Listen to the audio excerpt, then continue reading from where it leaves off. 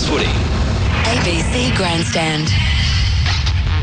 And Andrew Moore alongside Matthew Elliott. Andrew Ryan making his way down to the touchline here, as Bobcat mentioned. Beautiful sunny day here at Parramatta Stadium for the New South Wales Cup Grand Final. We've already seen the Ron Massey Cup won by Mounties over Asquith, 30 points to 14. And we saw in the Sydney Shield, Wentworthville 26 defeat Hills District 22. In the schoolboys test at Lang Park, it was 70 to 24 Australia over New Zealand. And now we've got the New South Wales Cup decided, Newcastle and the Wyong Roos. And the Wyong team, a feeder club to the Sydney Roosters in the NRL. Their fullback number one will be Omar Slymankeel, which is an amazing story that's been often told on its own.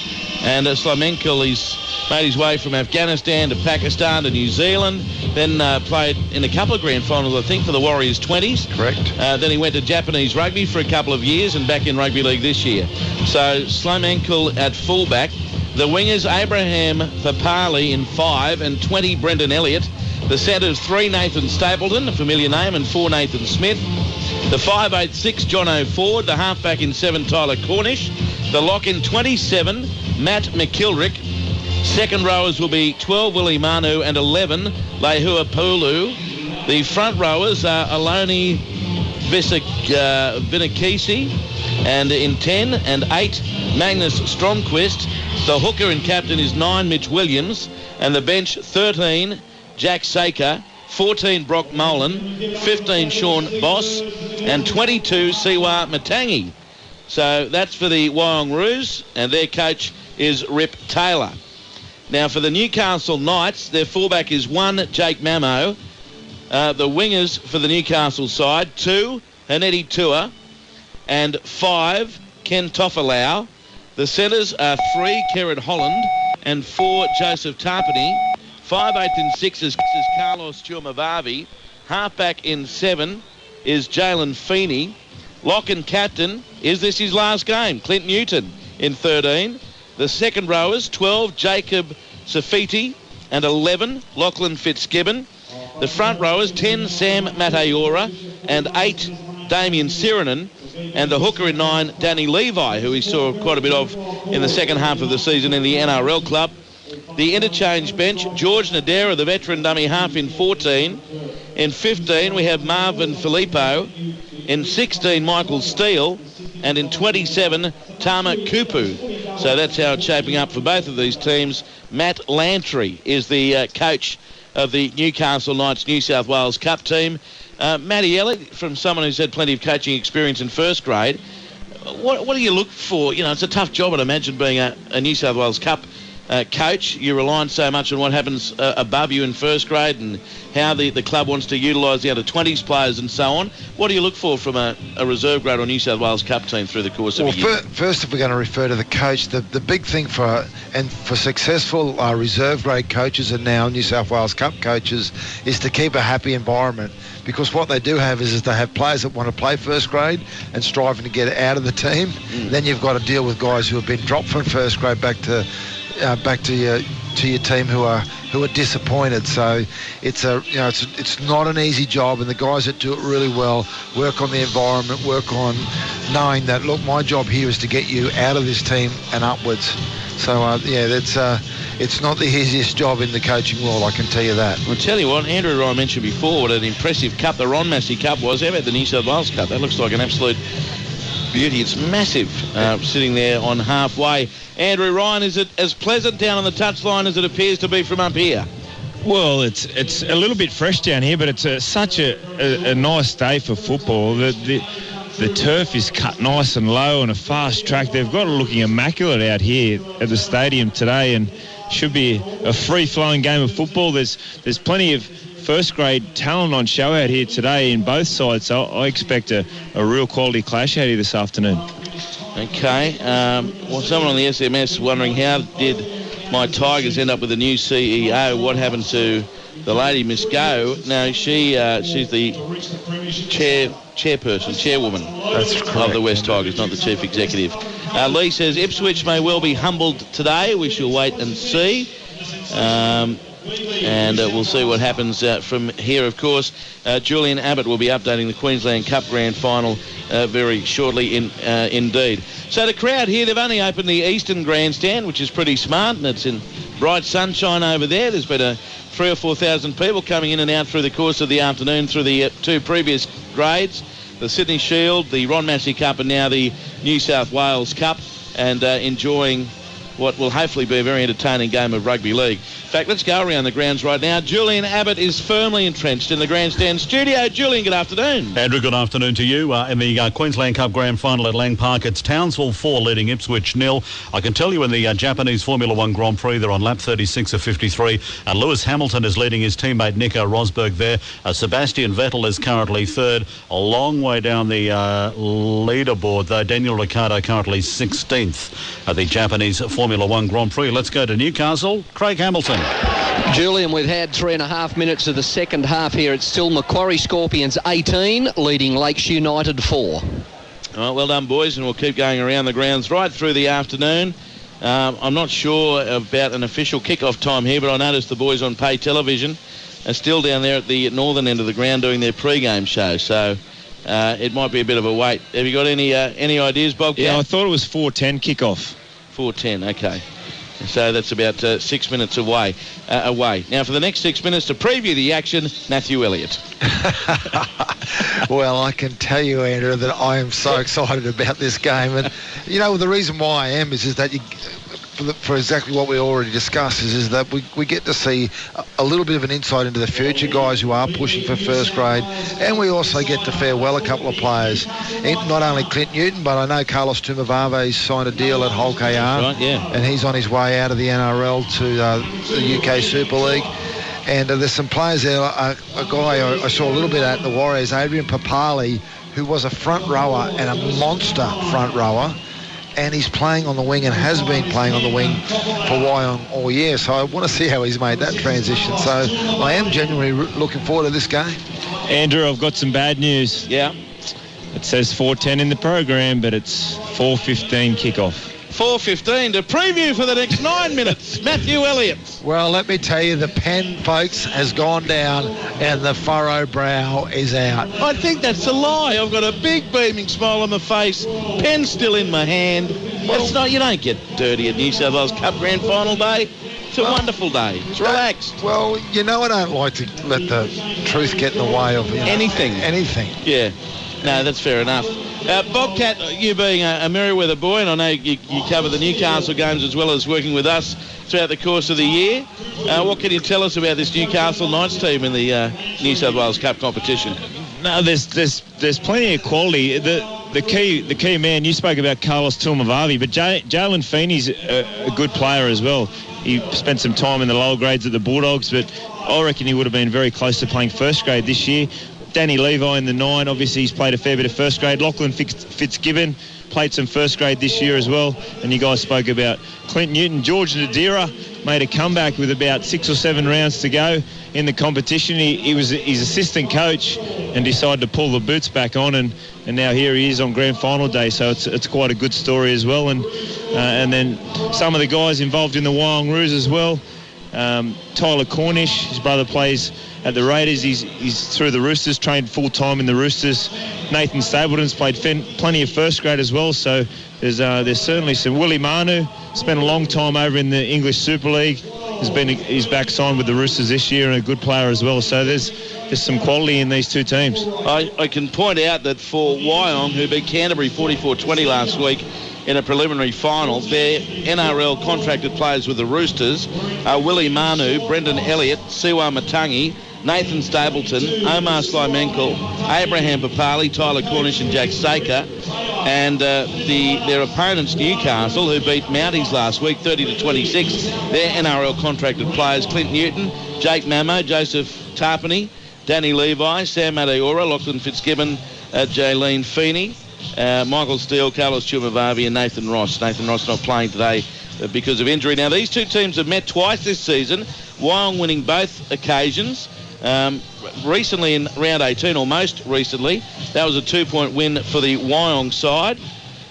So that's basically part of the build-up here in the corresponding game in 2014, a year ago, that was a big win at the Sydney Football Stadium for Penrith over Newcastle, 48 points to 12. So the Newcastle boys will be looking for a bit of revenge after that, and Penrith went on, of course, to play in the state championship. But yeah, Penrith ran away with it last year, 48 points to 12 in the final of the New South Wales Cup. In 2013, it was Cronulla beating Windsor 36-8. So there have been some blowouts. 2012, Newtown 22 defeated Balmain right eastward 18. In 2011, Canterbury 30 beat Auckland 28. And back to 2010, Canterbury 24 beat Windsor 12 in New South Wales Cup Grand Final. So let's go around the grounds and update the Grand Finals we have underway, starting with Craig Hamilton in the real NRL Grand Final at Hunter Stadium. Hamo? 8 minutes gone, second half. Macquarie Scorpions 18, lead Lakes United 4, and they're getting the better of Lakes again in this second half, so they've got a bit of work to do. They've got the bruised Lakes United in the second half, but they've only got 30 minutes to pull this one out of the fire. They trail by 14. The favourites, the underdogs, leading 18-4. And Julian Abbott with the Queensland Cup decider. And 13 minutes gone at Lang Park in that game this afternoon. It's still Townsville 4 leading Ipswich 0 at the Formula One Grand Prix on lap 40 of 53. Lewis Hamilton is leading his teammate Nico Rosberg. All right, good on you, Julian. Thank you, Hamo, as well, coming there from Newcastle Stadium. Of course, next weekend we'll be on air on Sunday, AFL Grand Final Day on Saturday. You'll hear that on local radio right across Australia, the West Coast Eagles taking on Hawthorn at the MCG. And on Sunday, we'll be on deck from midday on Grand Final Day. Matt and Bobcat and myself on air from midday till about quarter to two, I beg your pardon, at which time it'll be time for the first of the Grand Final days. That'll be the Under-20s Grand Final between Penrith and Manly. And Craig Hamilton will call that game with Matt Head and Richard Svensson on the sideline. Then it's the State Cup Grand Final between either Ipswich and Townsville against either Wyong or Newcastle. And Quentin Hull will call the action with Daniel Anderson and Shannon Byrne on the touchline. And then we'll be back for the pre-game show at the Olympic Stadium, and we'll take you through all the pre-game entertainment. It's always fun. It'll be a great atmosphere. You get the feeling the Cowboys are going to have a whole stack of support at the Olympic Stadium on Sunday night. And then Bobcat, Matthew and myself will be bringing you all the action of the grand final between Brisbane and the North Queensland Cowboys. And it'll be fascinating to see who ends up starting as grand final favourites. Of course, Brisbane beat them not too long ago, 16-12 in the first week of the finals, in an absolute rip snorter. Micah Coffs Harvest says, boys, can you find out how old George Nadira is? You got any idea about that, Bobcat? He'd be mid-30s, wouldn't he? 34 comes to mind, around that 33. Just say it confidently. 34. Okay, he's 34. No, I don't 100% know, but I think he's around that. He's somewhere between 28 and 36. No, I think 34. Good contribution. I'm glad I asked. Thank you for that, Andrew Ryan, down there on the touchline. We've got cheer girls out there at the moment. They've been standing there reasonably still, just giving the pom-pom a little bit of a how you going out to the side, waiting for the action, the players to come out here at Parramatta Stadium. George Nadira was born on the 22nd of February 1985. So he's not as old as we thought. 30. No, he's only 30. 30 years of age. There you go. 34. I was spot on. Somewhere between 26 and 36, yeah. Well done. So who are you tipping here, boys? Who do you fancy, Matthew Elliott? Wyong or Newcastle? I'll tell you what, I'm going to go for Wyong, obviously, because they've had the last two victories. I'm just going to make the assumption here that these teams have similar systems from their first grade teams. And that's what we see in play. So I'm looking forward to seeing a Wyong team play with a bit of offload and a bit of second phase and play a fast style of footy. In saying that, Newcastle also play an exciting brand of footy as well. So I think it's going to be a cracking game. Okay, so who'd you tip after all of that? Wyong. What about you, Bobcat? I'm going to go with Newcastle in a tight one. You have to. You live in Newcastle. You can't not go for Newcastle. The man from Merriweather speaks. People know you there. But I think Matangi on the bench gives them some real impact. Yeah, he's on. He plays for Wyong? He's on. Yeah, for Wyong, sorry. I meant, Right. so that swung it a little bit. Here they come for Wyong. The fullback, Omar Slyminkle. The wingers, Abraham Papali and Brendan Elliott. Setters, Nathan Stapleton and Nathan Smith. 5'8", Jono Ford. Halfback, Tyler Cornish. Lock, Matt McKilrick. Second rowers, Willie Manu and Leua Pulu.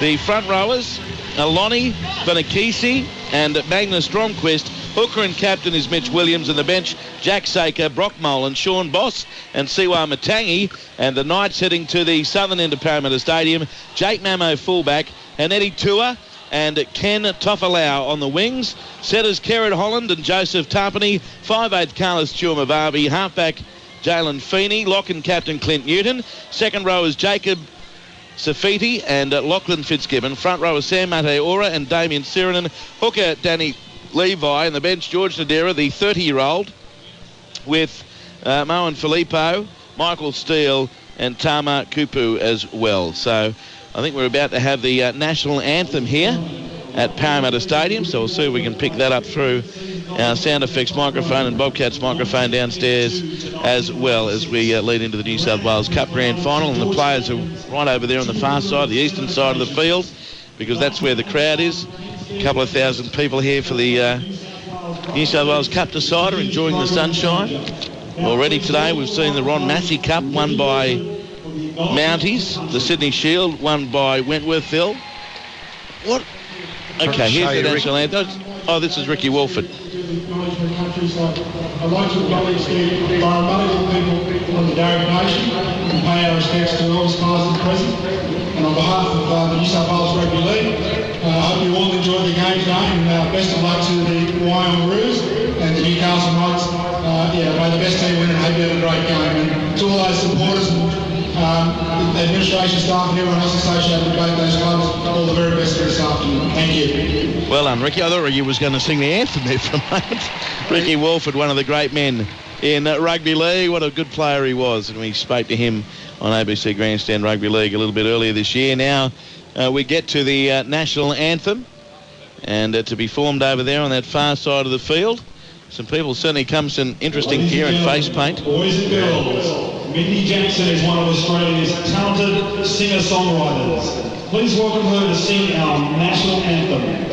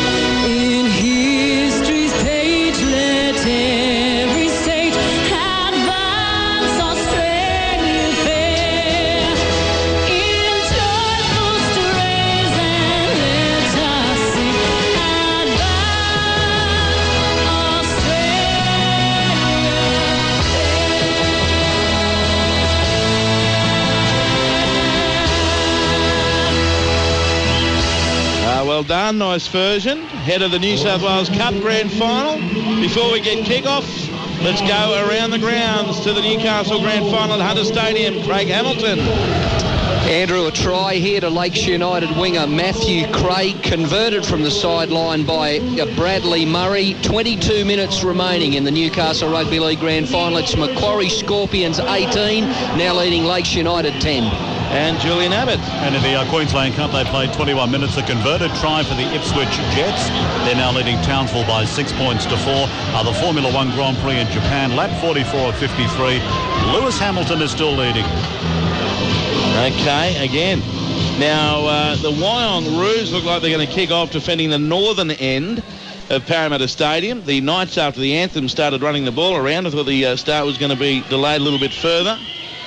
But no, it'll be Wyong to kick off. We've got the Newcastle Knights players on the far side of the field in a bit of a pre-game huddle. They head to the southern end of the ground. And we're about to get underway here. The referee this afternoon Liam Nichols. The touch judges Jay Farlow and Michael Laverty, and the video refs next door, a couple of wily veterans, Phil Cooley and Sean Hampstead, next door to us here with the video referee in abundance.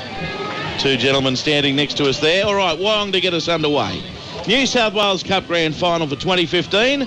The winner to play either Ipswich or Townsville in the state championship next Sunday. And the referee waits for the word. He gets it. Here's the whistle. Game on. Wyong, get us underway. The Newcastle Knights will feel the footy. In fact, they let it bounce. Chumavavi back to Jake Mamo. He got the pass to his right, and the Knights have it. 19 metres out from their own line and 20 metres in from the western touchline. The ball's played to Levi. Comes across to the front rower, Sirinen. And Sirinen popped the ball back to Jake Mamo. He's very, very quick over the 20. And he's wrapped up here by Wyong's Willie Manu. 34 metres out from the goal line. He'll play the ball now to Levi. He sends it to his right to Clint Newton. He's to the 40 and driven in the tackle there, headed up by Vanakisi. Now it's Levi, works it to his left across to Fitzgibbon. He's up over halfway and he's going to be put to the ground 4 metres in Wyong territory. Newcastle with it, first set of 6 of the New South Wales Cup Grand Final. Play to Levi, to his right, across it goes through hands. Getting the pass away was Feeney, the halfback, and the tackle comes 38 metres out from the Wyong line. Last tackle, play to Levi, works it right. Here's the kick downfield by Chumavavi. Getting underneath it, the fullback, Sloan Ankle. He takes it a metre out from his own line from Wyong, but the chase by Newcastle very, very good. And coming through there for the Knights too was Feeney, the halfback. So the Roos have it 5 metres out from their own line, and they work it away through Brendan Elliott, and he's got it 18 metres out from his own line. No score. A minute 20 gone here at Parramatta Stadium. Now they work the ball up right through the centre of the ruck. And hitting it up for Wyong was Manu. He's caught 28 out from his own line by Newton. Quickly plays the ball to Brendan Elliott from dummy half, but he's caught by the marker. 14 short of halfway. 20 in from the eastern touchline. Plays the ball now to Williams. Works it to his right as Wyong work it to within 3 metres of halfway in the centre of the ground, and it's the last tackle. Dummy half is Mitch Williams, the captain. Gets it back now from the kick. Jono Ford, the 5'8". And again, Newcastle let the footy bounce. 19 metres out from their own line. 2 it comes away. In fact, it's Toffalau.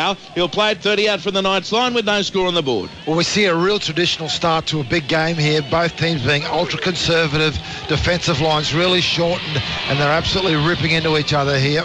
Here's Jack Mamo, who 6 metres now in Wyong territory. 13 in from the eastern touchline. Played to Levi. Pass avoids Chumavavi. Scooped up by Newton. Quick lands to the left. They go away now to Fitzgibbon. And he's wrapped up 10 metres in Wyong territory by the halfback, Cornish. Now they work it left. A short little pass away to the centre, Holland. Well, great defence in the end by the centre from Wyong, Nathan Smith. Last tackle, 25 out, Levi. Got it away to Chumavavi. High kick for the Newcastle Knights. Slomenkel underneath it. In fact, no, he watches his winger try to pick it up. That was Abraham Papali, and in the end the Roos have it a metre out for their own line. No score on the board after 2.5 minutes, and the first penalty of the game goes to Wyong. Newcastle inside the 10. Handy penalty, Andrew Ryan on the touchline for the Roos. 11 out from their own line. Yeah, extremely handy penalty there to Wyong, because the Knights have started full of running, especially Jake Mamo at the back. He's a live wire fullback. He's played plenty of first grade this year. He'll be very difficult to contain today from a Wyong point of view. So the Roos take the tap, Bobcat. They have it a metre short of halfway. 3 minutes gone, no score. Wyong with it. Ball played away. It comes from, that was the 5'8", Jono Ford feeding the ball on. And some brutal defence from Newcastle. They send the Wyong Roos forward for about 10 metres backwards. He'll play it 4 short of halfway. Does so now to Williams. Then away it goes to Matt McKilrick. And he's pounds over halfway. 5 metres in Newcastle territory, but lost it. And heading up the tackle there for Newcastle was Damien Sirinen, the front rower. So this is going to be a Newcastle scrum feed. 5 metres their own side of halfway. Big hit there by Sheridan. Let's take you around the grounds and update the Newcastle Grand Final at Hunter Stadium. Craig Hamilton. 18 minutes to go here, Andrew. Macquarie Scorpions 18 lead Lakes United 10. And Julian Abbott. And another converted try for the Ipswich Jets. 25 minutes gone. Ipswich 12, Townsville 4. Here, no score. 4 minutes of play. Scrum feed for the Knights, Matthew Elliott. 5 or 6 metres their own side of halfway. Well, this is the first time we see one of these teams get some decent field position to go on attack. With I know the Newcastle Knights like to run the structured set play, so let's see Tumavave get in charge here. Tarpany's tackle from the scrum went on halfway, plays the ball, and it's the wing three-quarter. Tofalau, and he's caught 3 metres or so inside Wyong territory by Willie Manu. Played to Levi, got a pass away to Sheridan. He loses it, but the penalty is awarded to Newcastle inside the 10 against Wyong. He played the advantage there to the referee, Liam Nichols, and the penalty to the Knights. The halfback Feeney finds touch, only 14 out from the Wyong goal line, western side of the field, northern end. Tap taken by Holland, gives it to Levi, then steaming onto it for the Newcastle Knights through Matt Ayora. 10 metres out from the line, he's caught by the Wyong prop Stromquist. Plays it away, it comes down to Lachlan Fitzgibbon with the right foot step. Down around his bootlaces was the hooker Mitch Williams. 2 metres out from the line, right in front of the sticks. Newcastle on the attack, Levi, Chumavavi, Matt Ayora with a footy now, charging for the line, great defence Wyong, and they come up with a footy. Slimenkel has the ball and he's taken 9 out from his own line. No score up to 5 minutes and 20 seconds. Andrew Ryan, that was great defence by the Roos. Yeah, it sure was. High tackle there. Penalty to Wyong. That was very high from Sheridan. So the penalty goes to Wyong. 20 metres out for the Wyong Roos goal line. And I must admit, I looked down at my notes. I heard the anguish from the pair of you as the high shot came in. And the penalty goes against Damien Sheridan. As we look at the replay here, he doesn't miss him. If that should be on report. It was around the chin, wasn't it? Yeah, and if it goes to the match review committee, I'd say that he might miss a couple of the early games next year. Wyong take the tap, 25 out from their own line. And running away with it there is the second rower, Lehua Pulu, and he's caught 33 out from his own line by Levi. 2 others were in there, including Matt Ayora and Sheridan. It's played now. Williams gets the pass away. And hitting the ball up the Wyong side, and that is Vinakisi. Now they work it to the left edge, right on halfway. 18 in from the eastern touchline. Wyong with the footy. The ball's played by Stromquist. Out of dummy half, Williams. Got a short ball away to the setter, Nathan Smith. And he's tackled 11 metres inside Newcastle territory. 10 in from the eastern touchline. Wyong's best chance of the day. But now popping the pass away. Back it comes to the winger Papali, and he's over the 30. He's only 20 down, breaking free of the tackle is the centre Stapleton for the goal line, dragged down only a metre out. Wyong Roos with it. 2 Knights players down in back play. It's going over from dummy half. Wyong unsuccessful. Changeover. Papali, the enormous winger Abraham Papali, tried to burrow over from dummy half, caught short of the line, and it's a changeover to the Knights as Mamo plays it, but there were no forwards to run onto it for Newcastle, and the player's going to end up near the in-goal area, just in the field of play. No score after 7 minutes, but the Knights under the pump here at the moment. Andrew, one of those little changes that you like to see, or little nuances of this grade that you like to see. No going upstairs. Ref makes the decision straight away when the guy tries to dive over from dummy half. No doubt the NRL, we would have gone upstairs, as we see Newcastle still inside their 10-metre area with 3 tackles already gone. So now it's the Knights, 12 out from their own goal line, as it's Levi spreading it to his left, Feeney away to Chumavavi, who beats the first man and takes on the defence, but the Wyong halfback Tyler Cornish wraps him up.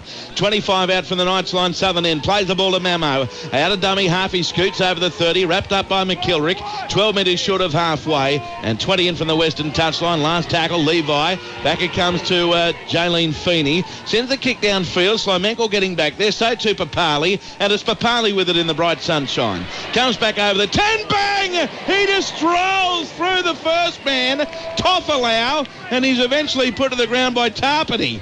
Wow, now comes away to Stapleton, and he's wrapped up 32 out from his own line. That was a good hit. Here's Brendan Elliott out of dummy half. Got through Sheridan's attempted tackle over halfway, and he's put to the ground now by the second rower, Lachlan Fitzgibbon, but another drop ball.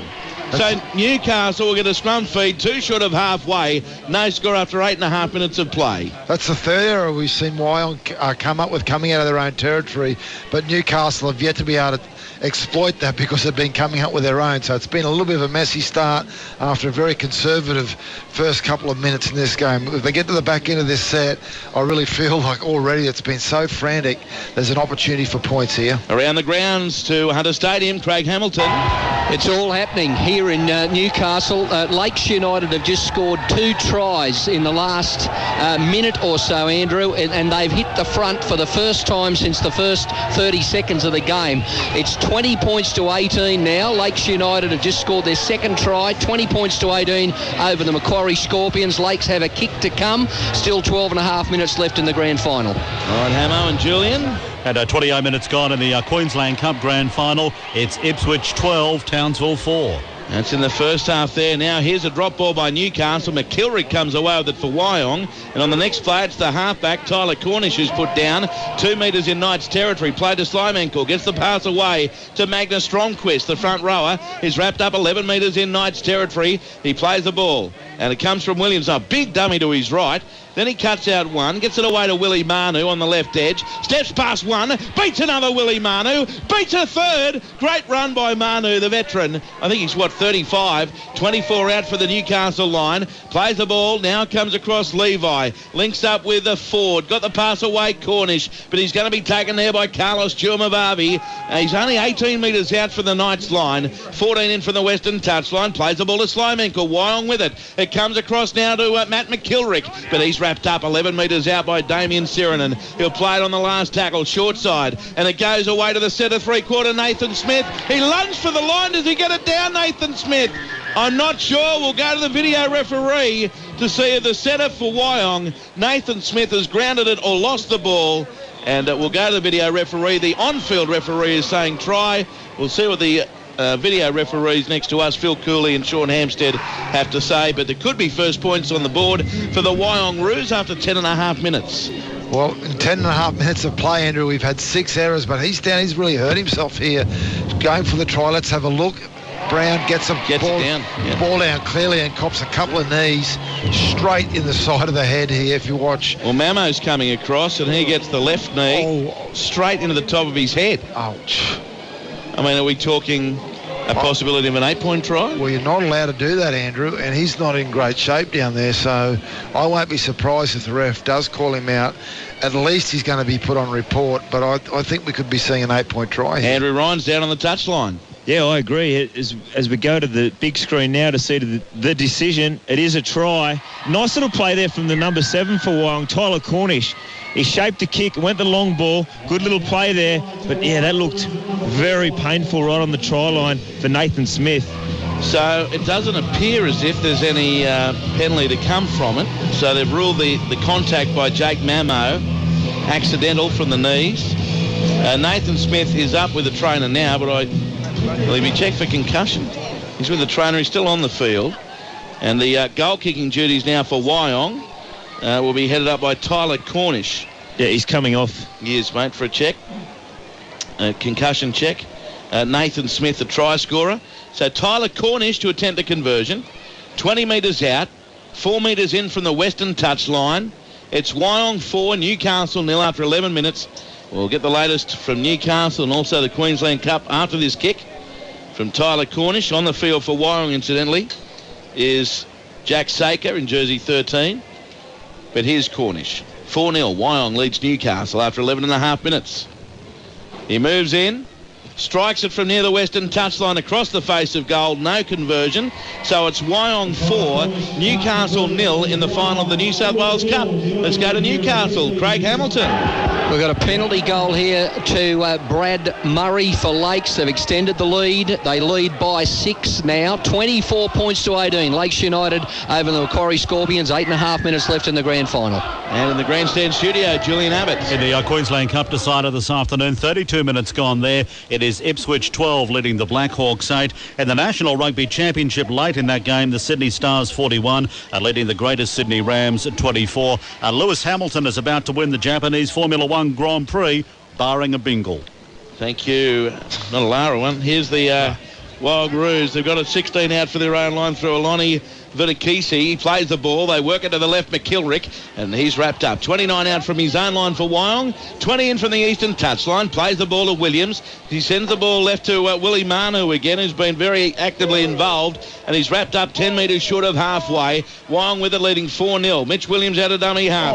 And he's hit in a... Was that a high shot again? That was penalty to Wyong. One. So that's 3-1 the penalty count. with 13 minutes gone in the first half. Wyong 4, Newcastle 0. The step was on and it was Danny Levi right around the chin. So a penalty goes to Wyong and they find touch 27 metres out from the Newcastle line. And it'll be Abraham Papali to take the tap, and he just charges into them himself. And that was a very big run into the defence of Jacob Sofiti. 18 out for the Newcastle line. Play to Mitch Williams. Gets it away now. It's with Aloni Vanakisi. And he popped the pass back to Ford. Ford puts on a step. Then lobs a pass away to McKilrick. Gets it away to Slimenkel. Can he get a pass away? No. But he can get a kick. Flying through is Saker. I think he got there for a try. Jack Saker will go to the video referee. Brilliant kick by Omar Slimenkel. And I think you'll find Jack Saker, who's just come on the field for Nathan Smith, has grounded that inside the in-goal area as they push and shove just beyond that dead ball line now at the southern end near the Brett Kenny Terrace. But this could well be 8-0 Wyong over Newcastle after 13 minutes and 41 seconds. And the video referee will sort all this out as the players finally disentangle themselves. And is this another try to the Roos? Well, Andrew, the only thing they can be looking at here is grounding. And we'll listen to the referee. No, they'll be looking at the grounding and whether he was onside. He was definitely onside. So they're separating the players now. Okay. Let's have a listen to the referee. I've got calls, Sean. Review. We have a try. Tackle 2. Just confirm grounding and any contact that was made on the try scorer. Okay, he's a bit puffed there at the end of all of that. Just puff watching it. So we'll see with the contact there on the try scorer, Jack Saker. So for all intents and purposes, Andrew Ryan, it looks like another try to the Wyong Roos as we see the first of the replays. Yeah, it sure does, and it was a nice little kick there from Slomenkel. Saw that there was plenty of space in behind. Mamo was flying across. He's a real speedster, but Saker just came onto the field. That would nearly have to be his first touch. Looking at the put down, it's knock on, I think. He's lost that ball, hasn't he? Trying to ground it. No try. And Jack Mamo didn't seem to do anything wrong there coming through. Oh, he did. He just pushed him straight in the face as he got up. Oh, did he? As soon as I turned back on the replay. I can't see now you're doing it to me. You're on report, Elliot. Not for the first time. Well, if I'm going to go on report, I'm going to you must well take it a good one. So they're going back now to the push and shove. And so run me through what happened. Saker drops the ball as he tries to ground it in the end goal area. Yep. And then Mamo came across and it looked all right. Then what did Jake Mamo do after that? He gave him a soft facial, not a hard facial. Just a little bit. An SF. Sort of like this. Okay. Do you get any chance of you washing your hands at some point this weekend? Get it out of my face. I just did then. So this is going to be no try. That's the decision. And I would think it's going to come back. Knock on. Yeah. For a 20-metre restart. Time off, says the referee. Now, Mitch has been called out. Who's Mitch? Mitch Williams, the captain for Wyong. Yeah, the ref's a bit sick of... How much whinging? Glenn Newton is talking about the whinging. We're going for a 20-metre restart. One of your players has given a facial in there. You've got players coming in. It's up to you how you play this game. They'll respect you and your actions and the decisions and the messages you give. If you want players to be sitting down, they'll continue that. If not, we'll settle it down. 20-metre restart. Okay, so from all of that, nothing. 20-metre tap. I'm going to bring something up. Please do, Matthew. Well, if the scores remain the same here and in Queensland, be Wyong playing Ipswich, their jerseys are the same. Just thought I'd bring that up. So now the tap taken by Mamo for Newcastle. Exactly. 26 out from their own line. Play to Levi. Works it to Chua-Mavavi. Then a short pass on to support Fitzgibbon, the second rower. And that's Lachlan Fitzgibbon, tackled 15 short of halfway. 20 from the western touchline, but Jack Saker wouldn't let go, so a penalty goes to Newcastle. Their second of the day. Andrew Ryan on the touchline. Yeah, they need to build some pressure, the Knights. They've had a couple of opportunities down here, but the errors constantly and then penalties letting Wyong out of their area. Whoever gets in their rhythm will certainly start to look good. But at the moment, too many errors, too disjointed from both sides. And Nettie Tua takes the tap in the bright white headgear for Newcastle, and he's tackled 31 out from the Wyong line. Wyong 4, Newcastle nil after 14 and a half minutes. That's easy for me to say, as the Knights have a 27 out from the Wyong line. Lachlan Fitzgibbon plays it to Danny Levi, onto Sam Mateora, the prop, and he's put to the ground by Saker. 20 metres out from the Wyong line, centre field, play to Levi, away to Sheridan, short ball away to Newton, and Clint Newton's taken. 9 metres out from the Wyong line by Willie Manu. The ball played, Levi to Chumavavi, cut out pass away to Holland. He links up with the wing three-quarter, Nettie Tua, and he's over in the corner. Try awarded to Newcastle, to Nettie Tua, and it's Wyong 4, Newcastle 4, and we've had a quarter of an hour of play. Andrew Ryan's on fire. Exactly what he talked about there.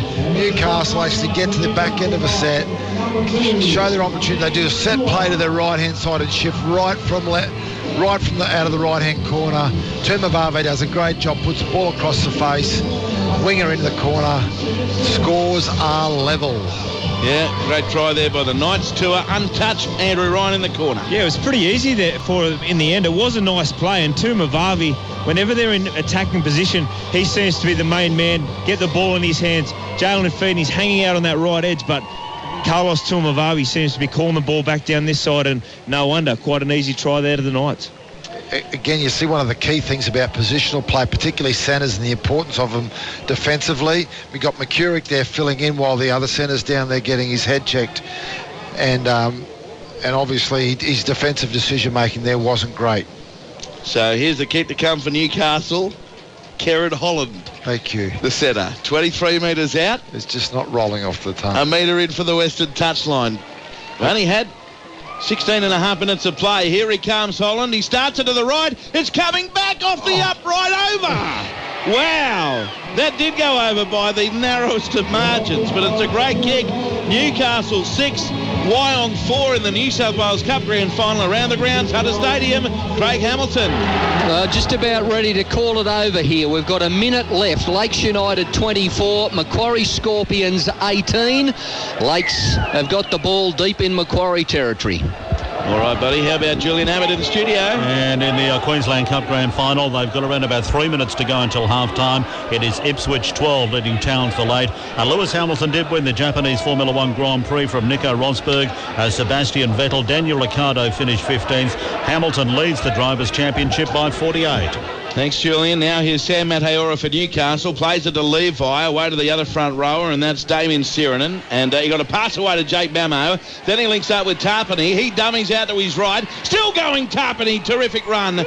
Just in from that eastern touchline, and he's dragged to the ground by Stapleton. 4 short of halfway. Now Feeney away to Clint Newton. A left foot step over halfway. Wrapped up 3 metres in Wyong's territory with a score here 6-4 to Newcastle after 17 and a half minutes. Now it's Sirenen to his left, Chumavavi. Flat pass Fitzgibbon. He links up with Feeney. He's got support in Holland, and the centre's going to score. He raced away from Brendan Elliott, and Kerrod Holland, the Newcastle centre, scores in the corner.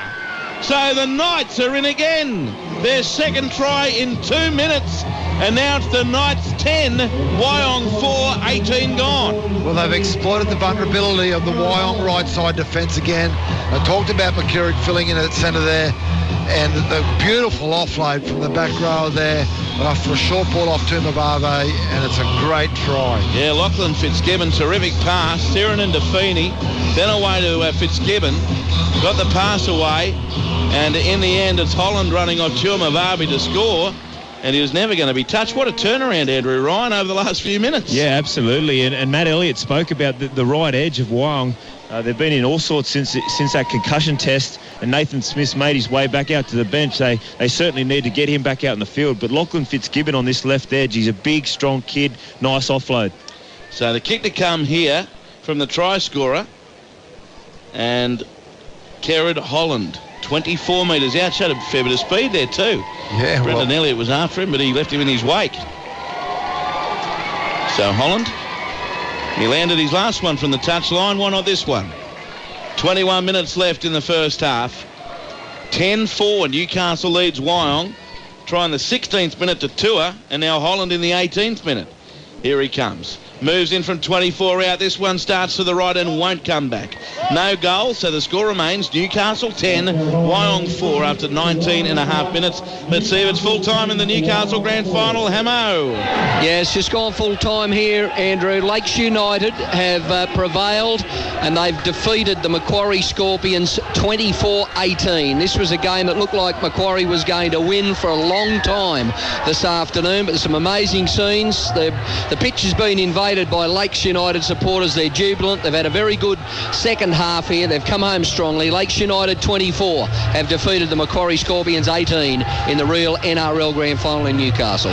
Well done, Craig. Newcastle have the ball here back from the kick-off, and it's Newcastle 10, Wyong 4 to the studio, and Julian Abbott. Around about a minute until half-time in Brisbane. It is Ipswich 12 leading Townsville 8 in the Queensland Cup Grand Final. Here's Damien Sirenen for Newcastle. He's tackled 24 metres out from his own line.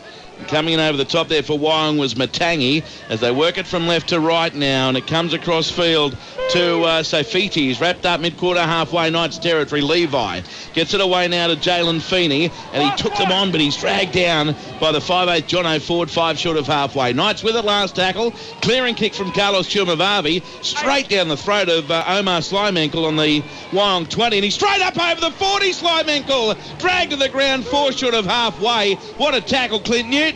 Plays the ball, away it comes down from the halfback Cornish, works it to his right as Wyong, now 9 metres in Knights territory with Newcastle ahead 10-4 after 21 minutes.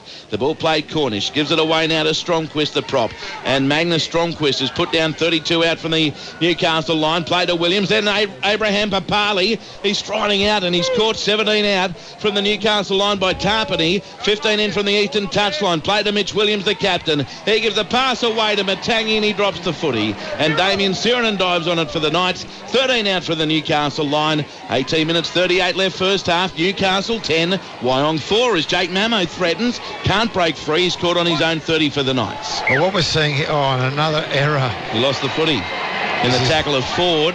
And then he and Mamo are at each other's throat. But the ruling here is a scrum feed to Wyong, 30 metres out from the Newcastle line. I'm pretty sure I heard the referee ask very nicely for everyone to stop all this sort of stuff. And there's a bit of push and shove going on. Or they'd be sitting down. They could be sitting down. So what we have seen here in the last 5 minutes, again, is exactly what we identified before Newcastle stuck a couple of tries on, is no fluency or continuity in their play.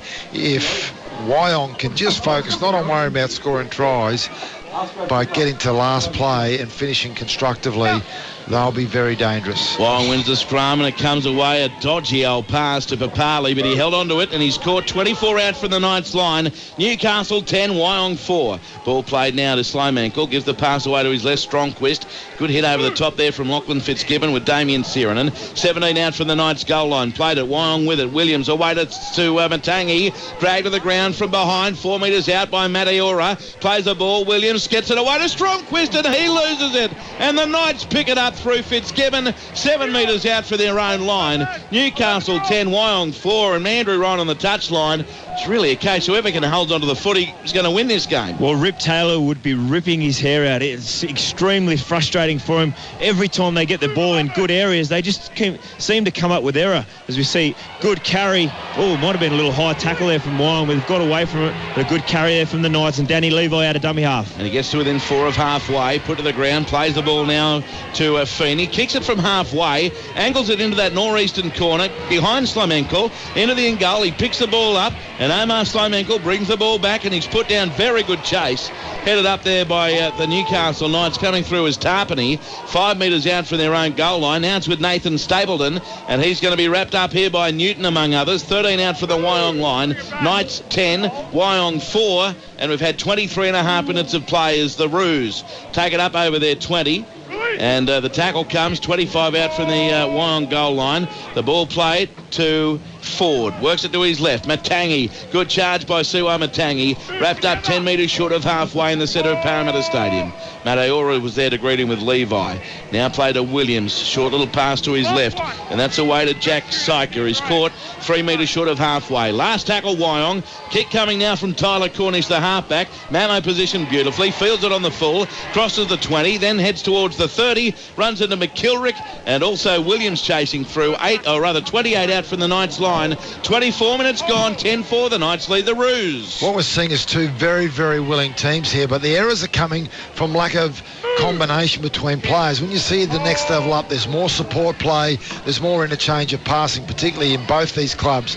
So what these guys need to do is really start working hard on their close and genuine support. Here's Levi at a dummy half. He's over halfway, 2 metres in Wyong territory.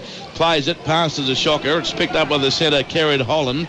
He's back over halfway and he's wrapped up in over the top there for Wyong. Comes Pulu, the second rower. Last tackle, 41 out. They work it left, Chulmavavi. A kick, well, good take, Brendan Elliott. 20 out from his own line. Heads into Lachlan Fitzgibbon, and also Hanetti Tua. And he's caught 29 out from his own line for Wyong. Plays the ball, Cornish. Then he links up with the setter, Nathan Smith, who's been checked and cleared of concussion. 15 left first half. Knights 10, Wyong 4, as Wyong have it. Matagi on the charge. That's a good run of about 14 metres. He'll play it a metre short of halfway in centre field for Wyong. Levi was there in defence. Along two with coming in was Safiti for the Newcastle Knights. Here's Matangi, and he's wrapped up 37 metres away from the goal line. He plays it. Away it comes to John O'Ford, the 5'8". Away to Tyler Cornish. He loses the ball behind him. There was a pass back to Ford. He puts the fend on, but he's ridden into the turf by Carlos Chulmavavi. 32 out for the Knights line. Last tackle, Wyong. And the ball's played to Pulu.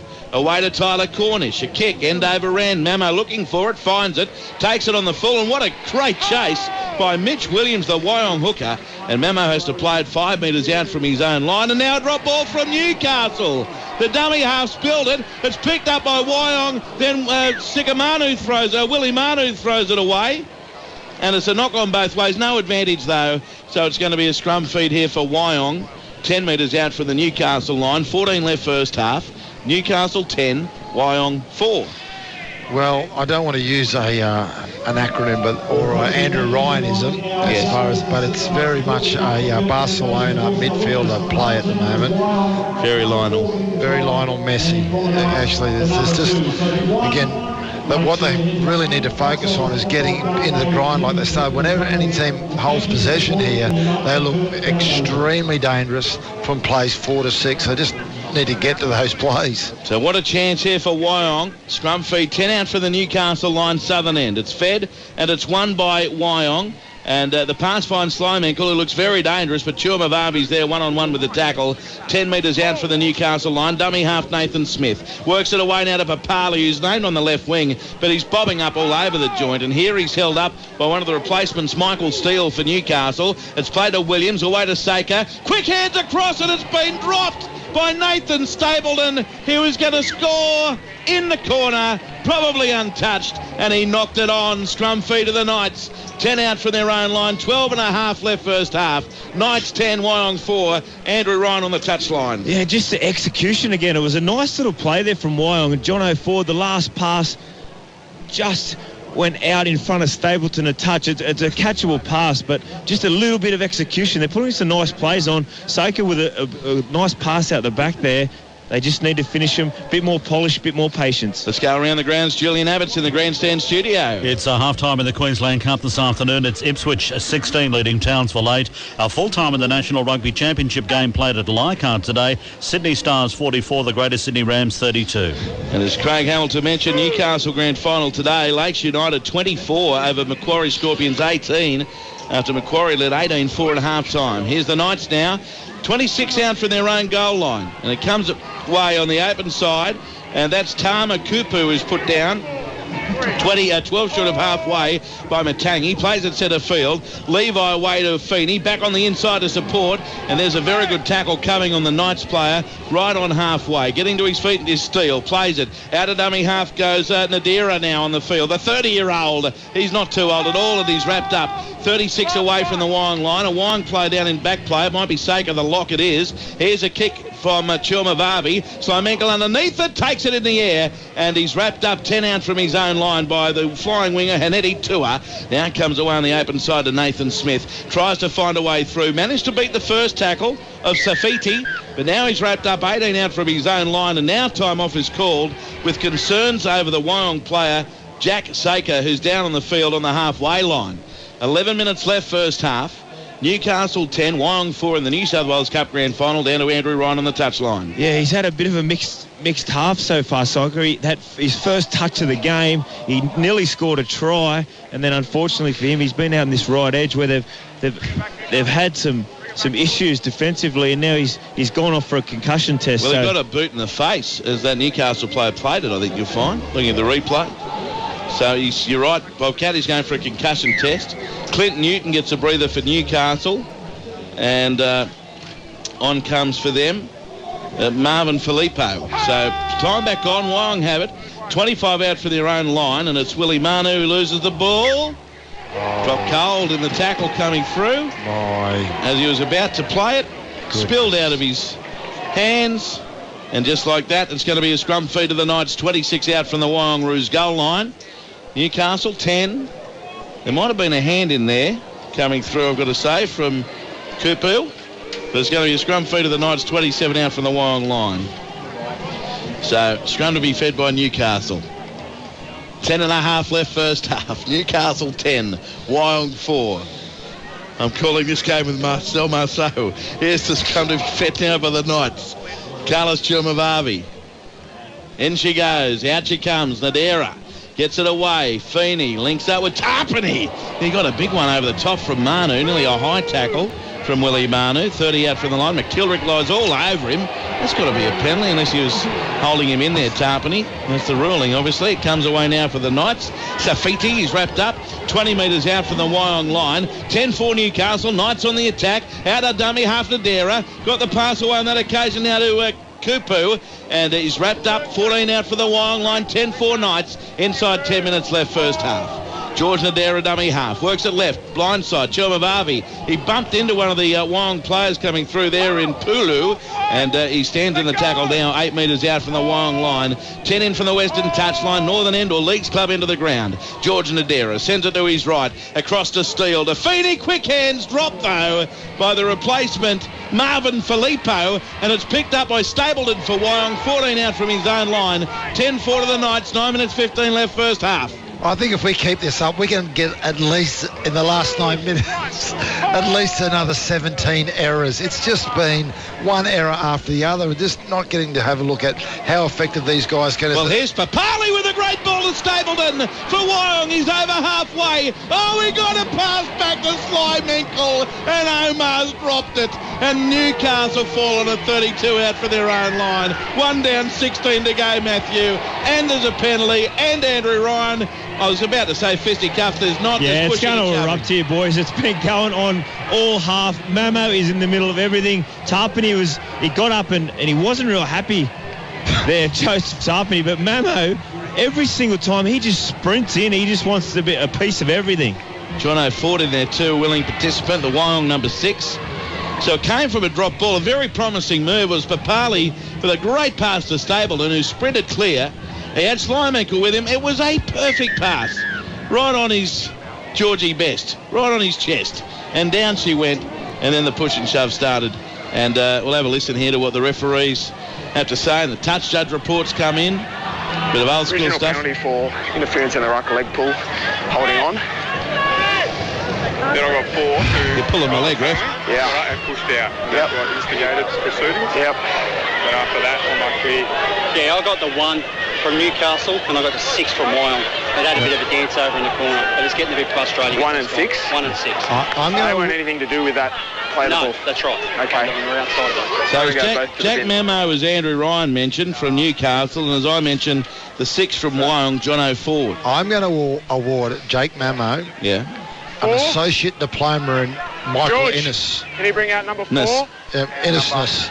And, if he keeps it up, he might even get to his degree by the end of the game. So Joseph Tarpany is going to be called out here. The honorary degree in Michael Ennisness, Jack Memo being called out.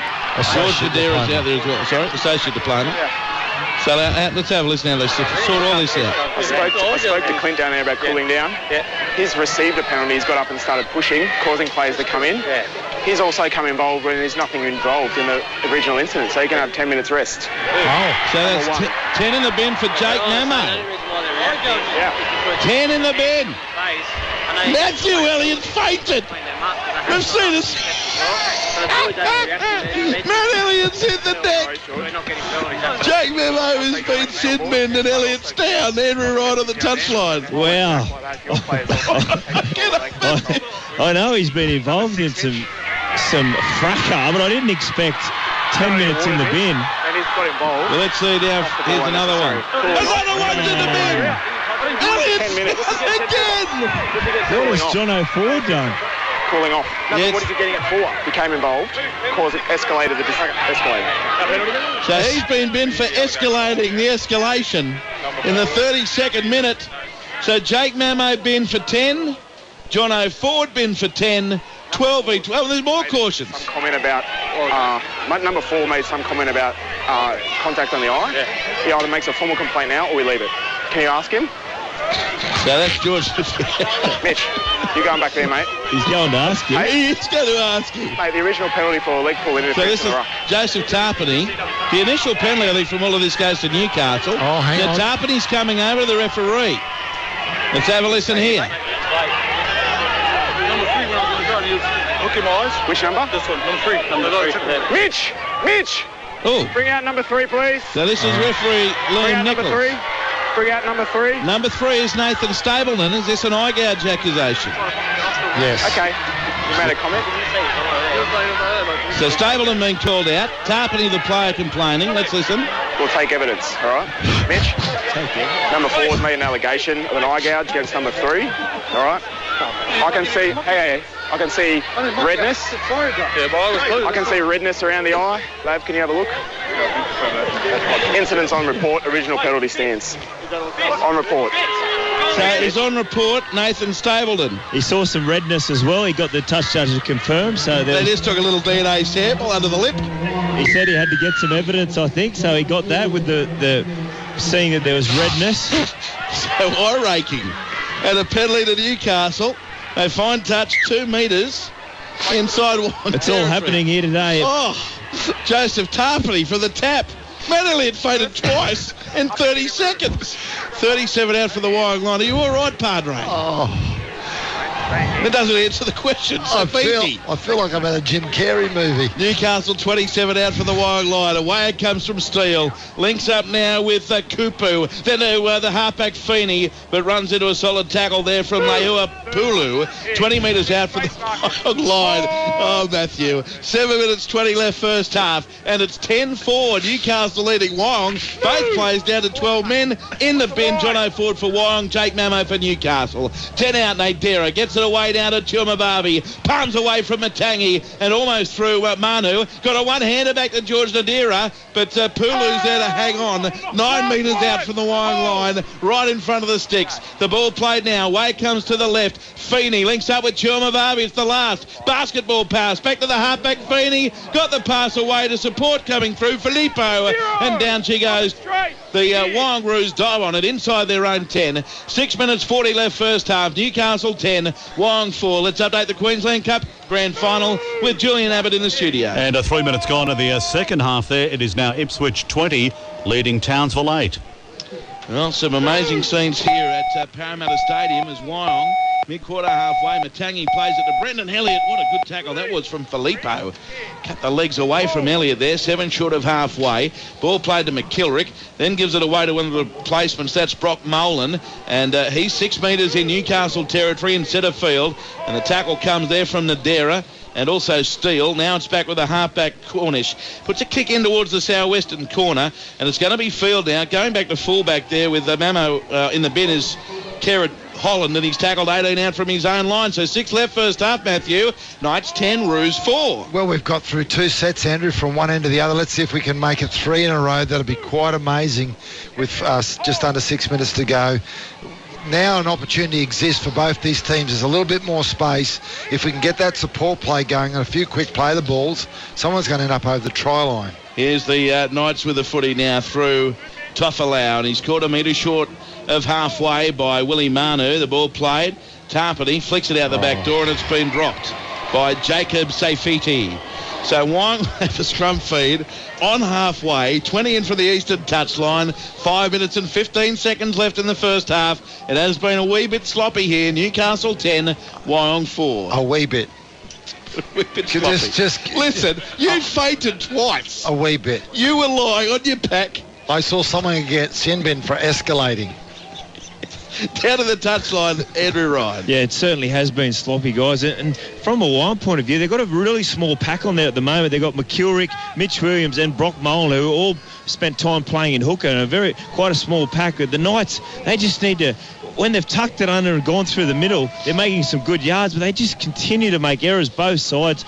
These coaches will be super keen to get them in there at half-time and giving a grilling both sides, I'd say. Here's Matangi, 32 out from the Newcastle line. Wyong with it. Pass away now to Pulu, and he scored 21 out from the Knights line. It's 10-4 to the Knights. 4 minutes, 20 left first half. Matt McKilrick works it away to his left to Brock Molan, and he got a short little pass away, 12 metres out from the Newcastle line. It's played by Matangi to McKilrick, to his right to Cornish, takes them on himself. Good tackle by Michael Steele off the bench for Newcastle. 7 out from the Knights line. Last tackle, Wyong. McKilrick sends it right, Slimenkle, takes them on himself, and a face ball. Brendan Elliott off the body, picks it up again. Burrows is short. Held up by Chumavavi, and also in there was Kerrod Holland. And it's a changeover. The Knights survive a metre out from their own line. 3 minutes 45 left first half. Newcastle 10, Wyong 4. Well, there was some constructive attack to finish that set, and a really good defensive set from the Newcastle Knights, particularly their left side, that really scrambled very hard there to save a try. So now it's Newcastle. Bring the ball back into Wyong to the 10-metre line, and that's Tama Kupu, is wrapped up 12 out from his own line. Matt McKilrick with the tackle. It's played to Nadero. Works it to his right. Across to Sofiti, and the second row for the Knights is wrapped up. 22 out from his own line. George Nadero, dummy half. Send it to his left. Across from Chumavavi. Links up with support, and that's the second row of Lachlan Fitzgibbon, who's prowling on that left edge, just outside his own 30 for the Knights. Now it's with a winger from dummy half. Tua, he's over the 40, to the 30, past Slimenkle. Brendan Elliott misses him. He's going for the goal line. He gets up and scores. And Eddie Tua. Elliott let him go. So did Smith. And I think that's a try. They will go upstairs. What a run, Eddie Tua. Review, tackle 5. We have a try. Just clear that he breaks free of the defenders. He's entitled to promote the ball. Certainly appeared to be the case for the naked eye, Matthew. There's 2 minutes 46 left first half, and it appears as if Eddie Tua has scored a mighty try for the Knights. Well, as Tua dives, Elliott jumps on him but slides straight across the top. Let's have a look at this in slow motion now. He's got hold of him here. In comes the other defender. There's no one on him at all. That is no problem. A try, Andrew, without a one-looker. Doubt. No, we're going to have 2 just because that's what we do. Oh, well, I guess they're just checking to make sure it didn't go over the touchline. Didn't appear to be the case. No. And this will be a try here to the Newcastle Knights in a 14-4 lead. 60 seconds ago, they were gravely defending their own goal line.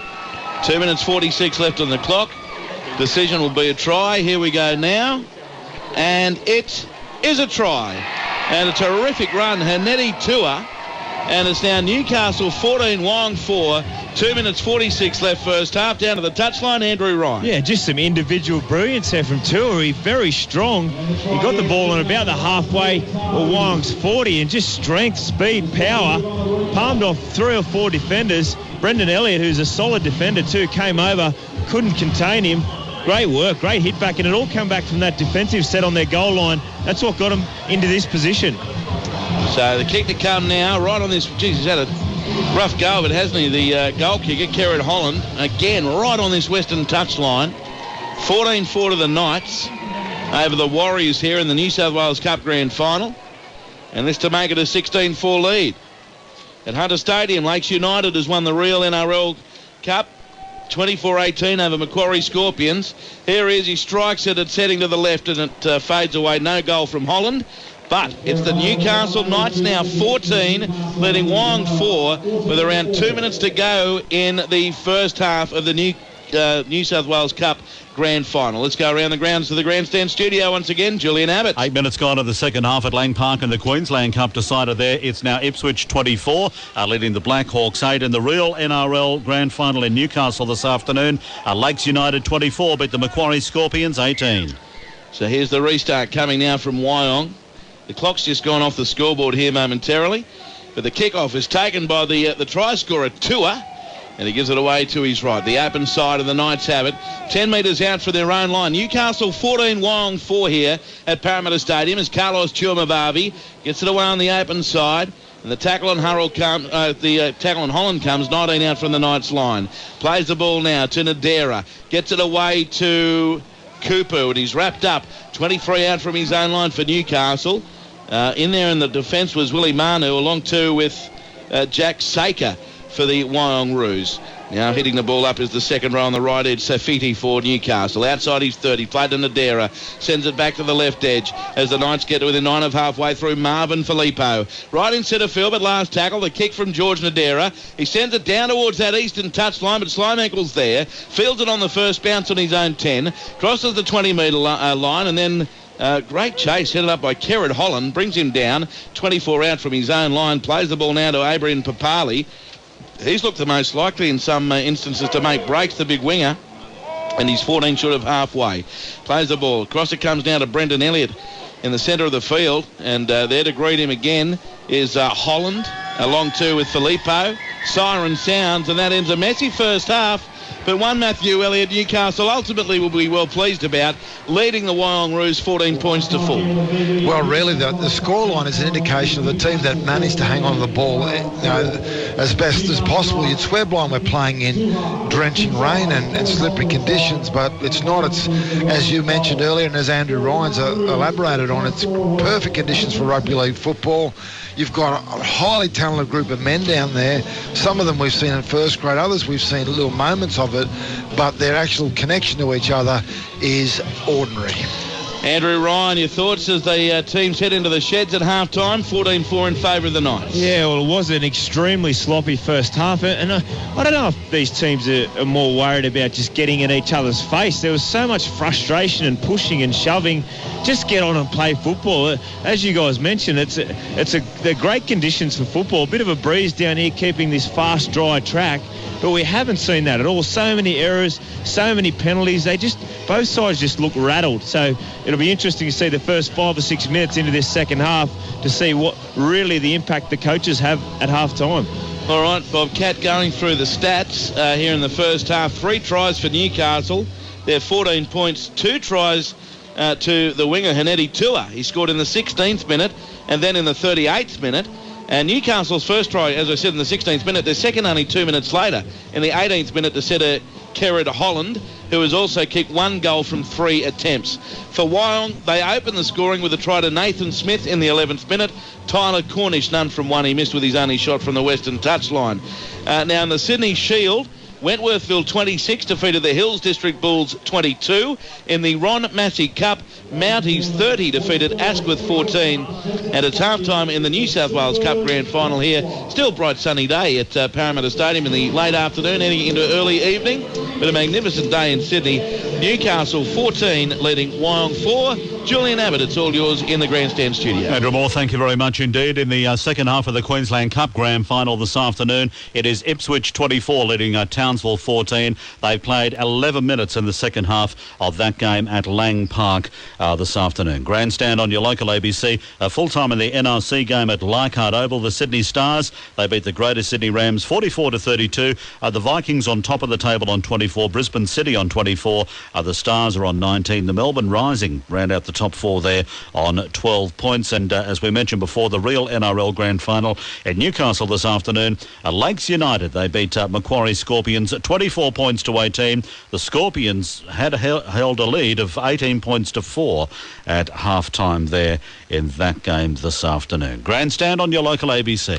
Nightlife all across Australia. Tony, we've got something very special for you tonight. Uh-oh. Late night with Tony Delroy. This is your nightlife. Oh, dear. It's absolutely amazing how many people go to bed with Tony Delroy. He would always come on every night with gracious good evenings. I'm Tony Delroy. Happy anniversary, Tony. Happy anniversary, Tony. Quarter of a century running one program. Here's to the next 25 years, Tony. Nightlife on ABC Local Radio.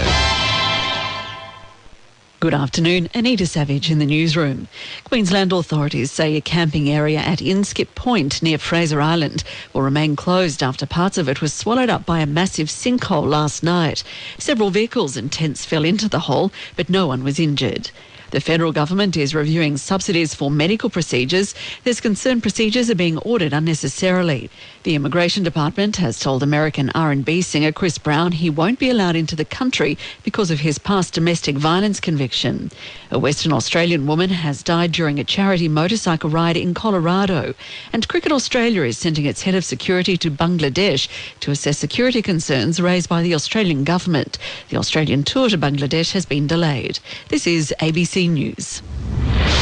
Grandstand Rugby League. On radio, online and on digital radio. And good to have your company on this Sunday afternoon. It's half-time in the New South Wales Cup Grand Final at Parramatta Stadium. It is Newcastle 14 leading Wyong 4. The Queensland Cup Grand Final, it is the Jets 24 leading the Blackhawks 14.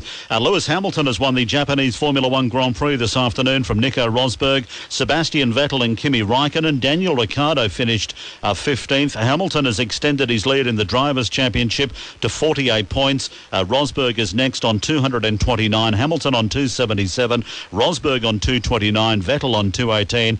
Ricciardo has 73 points there. Lewis Hamilton today also equalled the number of wins of Ayrton Senna. They both now have 41. Of course, Michael Schumacher way out in front with 91, but Hamilton now 41 Grand Prix wins alongside Ayrton Senna. I'm so happy right now. Just the teams did a fantastic job this weekend. It's great to be back up here as a team with a 1-2. I had a great start. Thanks again to the team working so hard to make sure we get good starts this race. For me to come here to a race where I used to love watching Ayrton drive and to match his wins is, I can't really describe it. It doesn't feel real at the moment. So how important was it for you to strike back after Singapore? There's still some alcohol in the ear, right? No, it definitely was important for us to strike back. I think, the Ferraris were incredibly quick in the last race, and I guess we didn't bring our A game. So we really had to take a step back from these last few days and make sure we brought it here. So as I said, couldn't have done it without this team. Just remarkable what they've done. The car was... the car was beautiful to drive today. That is Lewis Hamilton on Sky Sports there.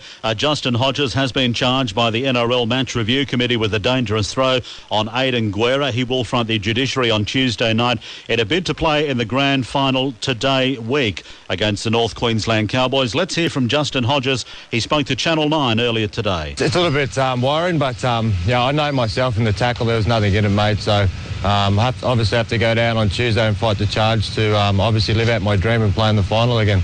All right, I was worried for you getting close to half-time when we saw you grab we thought it was hip at first stages, but then it was more the lower back. How have you pulled up? I would imagine pretty ordinary, pretty sore yesterday. Yeah, mate, I'm still pretty sore. As you know, as you get older, those injuries sort of hang around a little bit longer, so...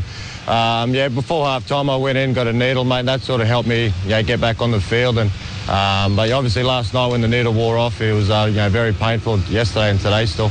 That is Justin Hodges on Channel 9. Well, as you heard in the news headlines before, Cricket Australia, they're sending a security expert to Bangladesh after they put out a late-night release last night saying the tour at this stage has been postponed, delayed due to security concerns. Those security concerns were conveyed to Cricket Australia by DFAT, the Australian government there. The Cricket Australia boss, James Sutherland, spoke earlier on today. Our head of security, Sean Carroll, is on his way to Bangladesh. He'll be arriving very shortly. To get an understanding of the state of things there, he'll be with our High Commission in Bangladesh, but then also having meetings with Bangladesh Cricket Board and Bangladesh government officials to get an understanding of where things are at. Our position is that we want the tour to go ahead as planned. This has obviously come very, very suddenly, and we've needed to make this response. Our preferred position is to continue with the tour, but the safety and security of our players and staff is the absolute priority, and the first priority for us is to secure that, and we'll be endeavouring to get some undertakings and understandings of what the situation is there in Bangladesh before we make further decisions in regard to the tour. The Cricket Australia boss, James Sutherland there. Rugby World Cup overnight, Italy 23, Canada 18. South Africa beat Samoa 46-6. Wales beat England 28 points to 25. England... instead of going for penalty goal with 2 minutes to go, they kicked the ball out and tried to get across the line that way, and it failed miserably for them. Their captain, their coach, they've apologised to the England fans for letting them down. But what it does in Australia's group, the group of death, as they call it, has thrown it wide open. Australia, they take on Uruguay at 9 o'clock tonight in Birmingham. Scotland, USA and Ireland, Romania, the other games coming up tonight. Jordan Spieth has now got one hand on a $14 million bonus and maybe the world number one ranking as well. He's at 8 under. Leads Henrik Stenson by one shot. The Swede on 7 under. Ricky Fowler 4 under. Paul Casey 4 under. Rory McIlroy 3 under. Zach Johnson 3 under. And then it's Jason Day and Stephen Bowditch at even par. That's with a round to go at the Tour Championship in Atlanta tomorrow morning. Of course, if Spieth wins this, he'll get the $14 million bonus. Also, if Day finishes outside the top 5, he'll get the number one ranking back from Jason Day. If McIlroy wins and Day finishes outside the top 15, he'll get the number one ranking plus the $14 million worth of cold hard cash, which would be very nice indeed. Currently, Jason Day is tied for 10th. Jordan Spieth leading that by one shot. Grandstand on your local ABC. What's the most unusual thing that you took to show and tell as a kid? Breakfast with Robbie Buck. We moved to Perth from Sydney and Nana came to visit us, and our son Jack was so excited he wanted to share this with his kindergarten class. So Nana went along to be shown and told about. And he stood up in front of the class and said, "This is my Nana. She's got pull-out teeth. Go on, Nana, show him your pull-out teeth." Breakfast with Robbie Buck. And then it all sort of went south from there. 7:02 ABC Sydney. Grandstand. ABC's Grandstand. This is Grandstand Rugby League. On ABC Local Radio, online and on Grandstand Digital. Good to have your company on this Sunday afternoon. Sally Fitzgibbons is through to the semi-finals of the surfing event in Portugal, which resumes very soon. She takes on Courtney Conlog, the American, there in the semi-finals. MotoGP tonight in Spain. Marc Marquez has pole from Jorge Lorenzo. Valentino Rossi, the leader on the Riders' Championship, is 6th on the grid there. Sam Stosur has lost her first-round match at the Wuhan Open this afternoon, beaten by Mirjana Lucic Barona, 6-2. 6-1. Maria Sharapova is playing this event after missing the US Open. She's returning from injury. They had the Pan Pacific Open final in Tokyo this afternoon. Agnieszka Radwanska beat Belinda Bencic 6-2, 6-2 to win the title in Tokyo. Nick Kyrgios back on the court in Kuala Lumpur this week as well. 40 minutes to go in the New South Wales Cup Grand Final, but Andrew Moore, it could be about 60 minutes, the rate they went in the first half. My goodness, Julian. It's a late one here. What are we, about 20 past 5? But here come the players now for the second half. Matthew? I'm going to go out on a limb, Andrew. What are you going to say? I'm going to go right out on a limb. The second half's going to be better than the first half. Well, it's 14-4 Newcastle over Wyong, and it's simply a case of drop ball, wasn't it, the first half? It just stopped any time there looked to be some attack. It was thwarted by the attacking team. Let's be honest. Yes. Completely honest. It was absolutely ordinary football, and I'm being complimentary in saying that. It was two teams, as I said, highly talented teams. You've got guys out here who played a lot of first-grade football and guys aspiring to play first-grade football. They're in a grand final, so they both know how to. But Shannon Byrne really drew our attention to it. They're too busy focusing on trying to aggravate the opposition than focus on executing their plays like they need to. Let's hope this next 40 minute is a blistering one and we see some great footy and a grand final taken out because the team has played and executed at the highest possible level. So here we go. Second half to get underway. Just after 5:20 local time. Julian Abbott loves these close finishes to 6. 5 past 6, 10 past 6. The grandstand rope could be really brief. Here's the kick-off. It goes down to Wyong Suko and captain. And Mitch Williams fields it. He gives it away now to Jack Syker. And he's going to be wrapped up. 19 out from his own line for Wyong. Newcastle in front of the Roos, 14-4. Play to Williams. He gets it away to his left this time to Matangi, and he's caught 29 out from his own goal line. With Wyong, first touch of the footy, second half. They spread it from right to left as the tackle comes in now. 10 metres short of halfway by Steele. It's played to Williams, works it away to McKilrick. Straight over halfway he goes, into the defence. Over the top there comes Filippo for Newcastle. 7 metres in Knights territory. Down Smith Williams at a dummy half. He's 32 out from the Knights line, and it's the last tackle for Wyong. Players' legs are entangled there. It was Filippo for Newcastle and Williams for Wyong. Last tackle. Slimenko gets it back to the halfback. Tyler Cornish puts it in the air, and it's taken beautifully by the winger, Hanetti Tua. And Tua scored 2 tries in the first half. Jake Mamo looks like he's about to come back from the sin bin for Newcastle, and he'll soon be followed by the Wyong 5'8", John O'Ford. The Knights have a 12 out from their own line. A minute gone second half. Newcastle 14, Wyong 4, as the Knights take it up near their own 20. Down to the touchline, Andrew Ryan. Yeah, well, Wyong certainly came out with a totally different enthusiasm in that first set. It was a quality set, but I still would like to see a bit more variety with them coming out of trouble. They're very one out, lots of dummy half running. I'd like to see a few passes, get to their fringes a little bit more.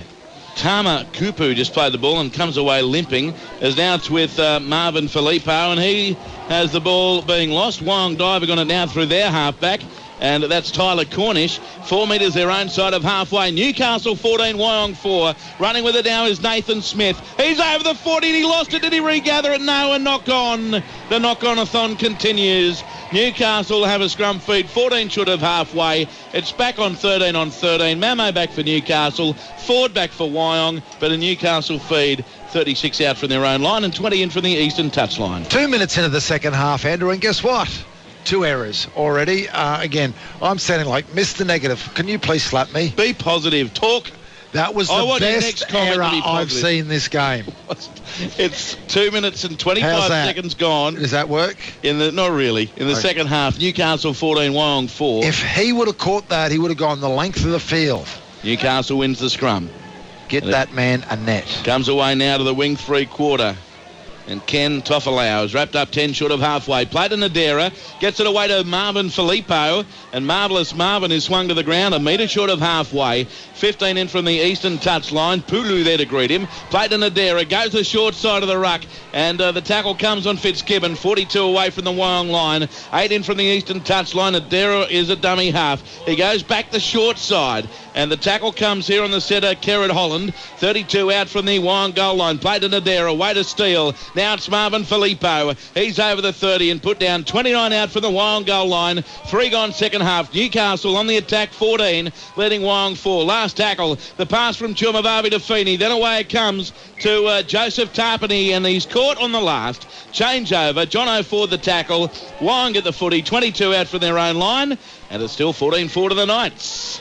Well, they got to the back end of their set anyway, and it was a great opportunity to use that word for the first time today as we get an offload there from Wyong and they start to surge up the field. It was Abraham Papali to Nathan Stapleton, and now they lose the ball and knock it on. 10 metres short of halfway. I'm not crossing to you. I'll cross to the touchline. Andrew Ryan. Oh, not you too. You're my saviour down there. I don't know what to say. That's Wyong.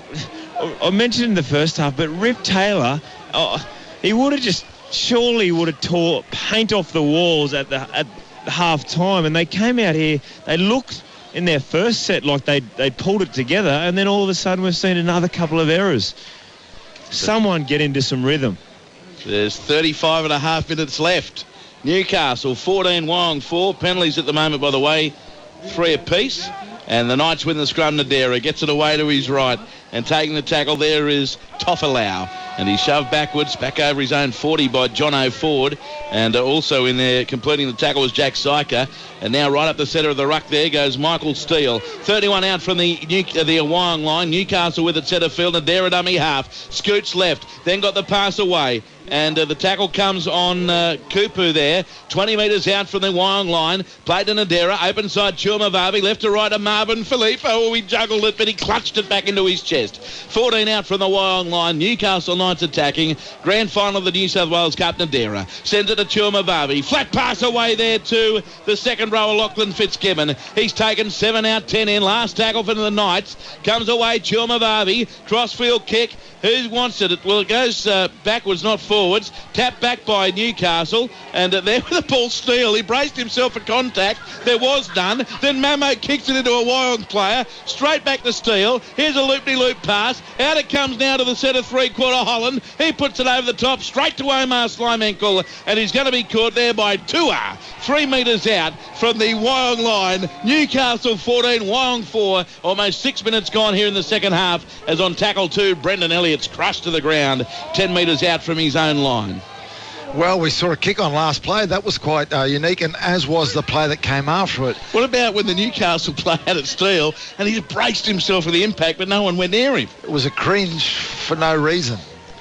So, like this. Wyong, 28 out from their own line. The ball played, and it comes away from Williams. Links up now with Saker. He beats them. In fact, it's McKilrick. He got straight past Steele, and now he'll play it. A metre short of halfway on the last. Comes from forward away to Cornish. Little stab kick, but getting back there is Jake Mamo. 18 out from his own line, and a great kick chase there from the Wyong captain, the hooker Mitch Williams. 18 metres out from the Knights line, 12 in from the Western touchline. Plays it. Now it's with the wing three-quarter Ken Tofalau, and he's wrapped up 21 metres out from his own goal line. Newcastle with it, leading 14-4 over Wyong. We've had almost 7 minutes of this second half. The Knights with it, and it's the centre playing it. Kerrod Holland bobbing up all over the field. Now back it comes to Mamo, runs into Syker, and also Matangi. 34 out from the Newcastle line. Nadera left, open side. Feeney got it away to Chumavavi, steps, beats the first man, but there was no support, so he takes the tackle there coming through of Pulu. 5 short of halfway. Last tackle, kick downfield, Nadera, and it's over the head of Abraham Papali and over the 20, and I don't think it was a 40-20. It's going to be a scrum feed here to Wyong. 20 metres out from their own line. 7 minutes 20 gone second half. Newcastle 14, Wyong 4. Let's go around the grounds to the grandstand studio. Julian Abbott. And in the Queensland Cup this afternoon, they've got around about 14 minutes to go. It's the Jets 26 leading Blackhawks 14. Okay, thanks, Julian. Here it's going to come back to a scrum feed to Wyong. 20 metres out from their own line, Matthew Elliott. Well, dare I say it, Andrew, that these teams have just started to get a little bit of rhythm. I'm looking over on the far left-hand side of the Newcastle defensive unit, and Carlos Tumavave, who's been, really incisive with his ball carrying, is down on the ground. He doesn't look great. No. So time off right on that far side of the field. Newcastle 14, Wyong 4. Tumavave getting treatment. Coming over to check on his mate is Haneti Tua. And that's about 20 metres away from where the action is. Let's go down to Bobcat Ryan. He's on the touchline here on the western side of Parramatta Stadium. Yeah, well, actually, in the last few minutes, we've seen both teams get into some rhythm. Matt Elliott was asking for it, hoping for it. And we've seen a bit of an arm wrestle here, but a break in play. Let's hope both sides... I can't believe we're just hoping for some completions. Let's just hope they really get it going here, Wyong, because they've struggled to get out of their own area, but a good little kick chase there last set from Mitch Williams seemed to get him right on the front foot. Chumavavi looks like his ankle. That's if I'm reading the signals from Shannonburn correctly. It's quite a graphic description.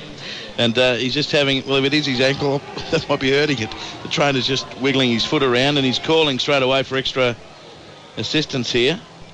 Although he's to his feet, Carlos Chumavavi. Okay. So that must have meant she's sweet as a currant bun. So 14-4, Newcastle leads Wyong. 7 minutes 50 gone second half. Time back on as it's fed and won by Wyong. Mitch Williams gets it away to Abraham Papali, and Papali's going to be tackled 22 metres out from his own line, but the big unit stands in the tackle in centre field. Plays the ball to Slimenkle. Put my stuff down, Matthew. Just behave yourself. Stop spraying stuff on me. As Wyong, a 33... 33 out for their own goal line. Comes away now to the front row, who's back on the field. Alani Vinicasi, and he's 8 metres short of halfway. Plays the ball to Williams, sends it to his left, across to Willie Manu, and he's tackled 2 metres in Newcastle territory. Out of dummy half, Williams over the 40, the show and go. Can't beat the tackle of Steele coming across. Michael Steele, 30 out from the Knights line, 14 for Newcastle. Last tackle, and it's with the halfback Cornish. Stab kick, but getting back there is Zanetti Tua, and he's safe as a bank. He's falling on the footy. 10 out from his own line. Quick play the ball to Mamo. Sends it back the open side. And taking the tackle there is Holland. 19 out from the Knights line. 9 gone second half. Newcastle 14, Wyong 4 penalty. Wyong inside the 10, and this is 30 out from the Newcastle Knights line. As these teams now start to fall in the rhythm of play, Andrew, you can see what they're trying to achieve. Wyong coming out of territory, just picking out the edge defenders there, trying to have some close support, and they got right up the field. Unfortunately, they conceded a penalty, and this sees Newcastle come up to about just short of halfway. They'll get some good territory here. Clint Newton from the restart, and he launches himself into the defence there of Lehua Pulu. 4 metres in Wyong's half. Plays the ball now, and it comes back on the open side to Holland, and he's wrapped up 37 metres out from the Wyong line. 9.5 gone second half. Newcastle 14, Wyong 4, as it's played to Nadera. Gets it away on the open side to Michael Steele. A one-hander along the ground. Good hands, Nadera. Gets it away to marvellous Marvin Filippo, and he's put on his back 27 away from the Wyong line. Newcastle a chance here to extend the lead. Nadera to his right it goes. Feeney short ball. Mamo nearly got through. Jono Ford couldn't hold on, but Willie Manu slams him into the ground. 11 out from the Wyong line, 15 in from the Western touch line. 2 tackles left. It comes across there to the halfback Feeney. Then he links up with support there from Kupu, and he's 10 metres out from the Wyong line. Last tackle Knights. Nadera goes short side. Little stab kick. It's in goal. And making a meal of it there. Papali, and diving on it for a try. Looks to be the second rower, Jacob Saifiti. We'll go to the video ref. Tackle 0. We have a try. Just check the Wyong. I've got a Wyong knock on. Then Newcastle ground the ball. Just check that Wyong doesn't ground the ball. Well, Abraham Papali, as you can hear, they said, I grounded it. I pushed it. So we'll see what happens. He's confident. Mind you, I guess it'll be embarrassing for him if he didn't, because otherwise it'll be a try to Jacob Saifiti, the second rower for the Newcastle Knights, and already the score is 14-4 to Newcastle after 10 minutes and 23 seconds of the second half. But the big question here, did Papali ground it? Oh, gee, I'm not so sure he did. I think he knocked it on. Yeah. I think he's had not quite an air swing, but a swing with a little touch. Hang on, this angle from behind will tell us. Oh, is that grounding it? Well, probably is in a way, isn't it? It is. Little fingers, that's all you need, the end of your fingers. Take it back. I think Abraham Papali's right, Andrew Ryan. Yeah, I'd like another... Oh, geez, I don't know. He's sort of grounded. He's almost like he's rolling it on the ground. I don't know. I think that's a knock-on. Yeah, I think it's a knock-on. Yeah, I'm not sure. Lovely little kick from Nadera. Comes out to his right and drops the ball onto his right foot and trickles it in goal. And as we look here... You don't have to have the same force as you... That's grounded in goal. That's grounded in goal, Andrew. Yeah, you don't have to have the same force and downward pressure as you do with a try. From that angle, it shows it clearly. It's a very nervous line dropout for Wyong. It's called just grounded in goal. Yes. Here we go. The precision pending. Here it comes. No try. So Abraham Papali goes, whew. And it's going to be a line dropout for the Wyong. Oh, the Newcastle blokes, Bobcat, they were down at the Northern End. They were nearly in the Parramatta Leagues Club. Yeah, They've got to come back. They were extremely confident there was a try there, Newcastle, but drop out here, Wyong. This is a big set for Wyong. 14-4 down. Obviously still plenty of time, but this is a big set for him. Clint Newton questioning things with the referee. They're all grounded. That's the decision. No point arguing it. Let's go. We've reviewed it and we've ruled grounded. It's basically saying, get on with it. Julian Abbott's got a big grandstand wrap to come. So here's the line dropout from Jono Ford. And he sends it over halfway. Mamo going, that's 61 metres on on the fly from Super Boot John O'Ford, and it's picked up on the Knights 20 by Jake Mamo. Wow. He's put to the ground 34 out from his own line from a line dropout. Geez, he got hold of that, didn't he? Boy, oh boy. They should have just stayed where they were to expect the kick-off. They would have caught it on their chest. Michael Steele, 8 short of halfway. Played to Nadera to Chumavavi. Back on the inside to Filippo. He's taken there by Pulu, and also coming in over the top, Vinakisi for the Wyong Roos. Ball played Nadera. Newcastle with it to the left. Clint Newton dumped to the ground by Cornish. 9 metres in Wyong territory. 14-4 in favour of the Knights. 28.5 minutes to play. Nadera got it on the short side away to Holland. He can link up. Oh, he's over for a hat-trick. And then he gets a 3-er. He's over to score. Although we'll go to the video ref again, but he's full of celebrations. And then Just text touchline and touch and goal line. Can't deny that one. Can't deny that one, says a Newcastle player. So the on-field ruling is a try, and it looks like an Eddie Atua has got his third. He's very close to the touchline in those bright orange boots. Oh, he's still in. How did he stay in? He was right on the old proverbial precipice, but he never crossed it. That'll be a try.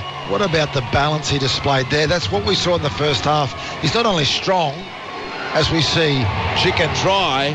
It is the third try for Haneti Tua, and now Newcastle 18 lead Wyong 4. So in the lead up to that try, Andrew, as I said, what Newcastle started to do was they're going at Cornish over on the right-hand defensive edge of the Wyong team. They worked him over there, and then they went Nadera. Look at Nadera. Cornish left on the ground, gets down that short side, puts a beautiful ball on. Centre breaks clear. Tua. Gee, did well to stay in. Gets a 3-er, as you said. That is classic commentary. Terrett Holland, he's had a good game to set it. Out of the touchline, Andrew Ryan. Yeah, Nadera just shows his class there again. He's been around for a long time, George Nadera. Spent some time with the Dragons and been up in Newcastle for quite some time now. But a nice little kick in goal in the previous set and then laid that try on there nicely. Very good try there to Tua. So I think there's a George Nadera taking this conversion. It'll be his first shot of the afternoon after Holland was only 1 from 3, albeit all from the touchline. That's George Nadera. It is. Far side of the field. 24 out, a metre in. He moves in, he strikes it, makes pretty good contact. He's kicked it. Great kick from the touchline, George Nadera. And it's now Newcastle 20, leading Wyong 4 in the New South Wales Cup Grand Final. Around the grounds we go to the grandstand studio, Julian Abbott. And 5.5 minutes left in the Queensland Cup Grand Final. It is Ipswich 26, the Townsville Black Horse 20. Close finish in the end, 26-20. It was 24-8, wasn't it? Out on the full. The kick-off from Wyong over the dead ball line on the full. So an automatic penalty. Things can collapse pretty quickly, can't they? You see that a bit. Try scored, almost breaks the back. And then they send the kick out on the full. Penalty to Newcastle right in the centre of halfway. And it's Newcastle 20, Wyong 4, with 26.5 minutes left to play. Earlier in the Newcastle Grand Final, and it was Lakes United 24, beating Macquarie Scorpions 18. The Australian schoolboys earlier today blitzed New Zealand, and they won that game very comfortably in the end, 70-24. So now, centre of halfway, and they take the tap. Nadera gives it away to Michael Steele, and he's put down 6 metres inside Wyong territory. And there making the tackle for Wyong was one of the replacements there, Sean Boss, Hugo's son. The ball played. Nadera works it to his left. Feeney links up now with Michael Steele. Strolls through 1 tackle, through 2. Wrapped up, 26 out from the Wyong line. It's 20-4 to Newcastle. Ball played as the Knights attack again. Nadera away to Chumavavi. He stepped past Williams. Now he's wrapped up. And there to greet him was the big front rower, Aloni Vinakisi, 18 out from the Wyong line. Chumavavi plays it to Nadera, goes the short side to Feeney, the halfback. And again, it's Vinakisi with a tackle over the top. 14 out from the Wyong line, 10 in from the eastern touchline. Last tackle, Nadera gets it away to Chumavavi. He puts in the kick. Coming through is the centre, Holland. Up they fly. Ball lost backwards by Elliott, but he recovers in time, Brendan Elliott, to tap it over the dead ball line. But again, Wyong under huge pressure. The Wyong Roos have a goal line dropout, 25 minutes to go. Newcastle with a one hand around that mammoth trophy. Newcastle 20 leading Wyong 4. Again, I'll just go back to the fact that they're showing some control here. They're not overplaying their hand, getting right through their sets, getting a good kick at the end, and that allows them to reapply pressure as we see the front row steam into the Wyong defence. Yeah, and that's Tama Kupu, and he's put to the ground. Good defence too again from Vunakisi, the Wyong prop. 30 out from the Wyong line. Nadera gets it away to Michael Steele. He's wrapped up there by Boss. Sean Boss, 21 out from the Wyong line. Nadera to his right, Feeney. Back on the inside it goes now. And running with the ball, Safiti. 11 out from the Wyong line. With the Knights ahead, there's cramp there for Jacob Safiti. It's Newcastle 20, Wyong 4. Time off again with 24 minutes 20 left. Down to the touchline, Andrew Ryan. Yeah, they really built some pressure the last 5 or 6 minutes. The Knights, they're right in control here at the moment. This, again, big set here for Wyong if they want to do anything in this game. Yeah, they've got to hold out here, the Roos, no doubt. You know what? I'd like that rule to come back. If we've got a player who's not in danger of having just move the ball over, get on with the game there. I mean, there's 24 minutes to go. He's a back row. He's an 80-minute player. You're having cramps. This could be one of the longest 55 minutes and 40 seconds of football I've ever experienced. It's been a lot of stoppages, hasn't there? He's now getting a massage while the game stops on his calf. Tell you what, it's a vigorous one too. So he's down on his back there, and that's the second row of Jacob Safiti. 24 minutes 20 left. Newcastle, to tell you who'll appreciate this, Wyong. Yes. Getting a bit of a breather here. They are getting pumped at the moment. Well, they were, but now he's a different position for the calf massage. Who was that? No, get on with it. Someone said I think it could have been our memory. Now the ball's played, 10 metres out. Comes away to Michael Steele. And Steele's wrapped up to the crowd, 6 metres out from the Wyong line. The ball played, Nadera spins it to his left, Chumavavi. He beats one tackle, but then Boss puts him down. 5 metres out. Last tackle, Newcastle. And they come back the open side. Nadera away to Feeney. The pass away to Michael Steele, but the defence up in his face. Headed up by the 5'8", John O'Ford. Changeover. And meanwhile, our old friend Jacob Sofidi getting more treatment for cramp. Wyong have the ball back. 10 out from their own line, so they're still in this. Just inside 24 minutes left. Knights 20, Wyong 4. Let's check on the Queensland Cup Grand Final in the Grandstand studio. Julian Abbott. And 2.5 minutes to go there. It's Ipswich 26, Townsville 20. Back on the field here for Newcastle is their front row. Had a very good opening half hour or so. Damien Sirenen is now forward. Gets it away to Abraham Papali, right up the centre of the ruck. And he's tackled 7 short of halfway by Newton. And also in there with the assist in the tackle was Filippo. Now it's Cornish. Gets it away to Brendan Elliott. Good handoff in the tackle. Back to Tyler Cornish. Steps straight past Filippo. Then he got a pass away to Mitchell. Then he got the ball away to Slymenkel. And he runs into Joseph Tarpany. Good tackle with an assist coming from Damien Siren. And 41 out for the Newcastle line. Short side they work it. Across to Nathan Stapleton. Beats one. Flicks it out the back to nobody. But John O'Ford picks it up. 32 metres out. And he skips around a little bit and just stands and accepts the tackle. 35 out from the Newcastle line. 23 minutes to go. And the ball played now to Brock Molan. Here's a high kick coming from the halfback, Tyler Cornish.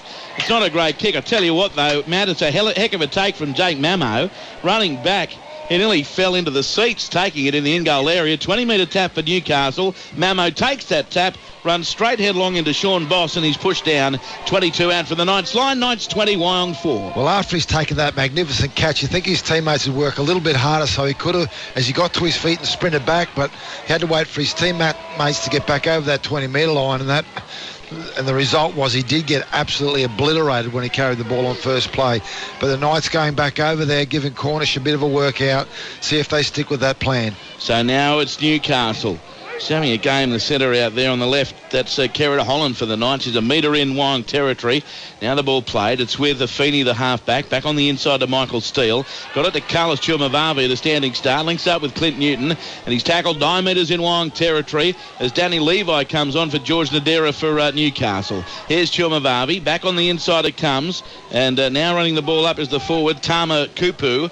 34 out from the Wyong line. Last tackle Newcastle. Played to Levi. Back to Chumavavi. Hey-ho, and up she goes. Kicking to the wing of Papali. In fact, it comes down 21 metres out. Back it comes for Newcastle. Still the last. But Marvellous Marvin flicks it out the back door, and it's lost by Danny Levi. And then lost by Wyong. Knock-ons all over the place. But it will be a Wyong ball from a double knock-on and a changeover. 18 out from their own line. So Newcastle can't quite put Wyong away. It's 20 points to 4 to the Knights with 21 minutes still to go.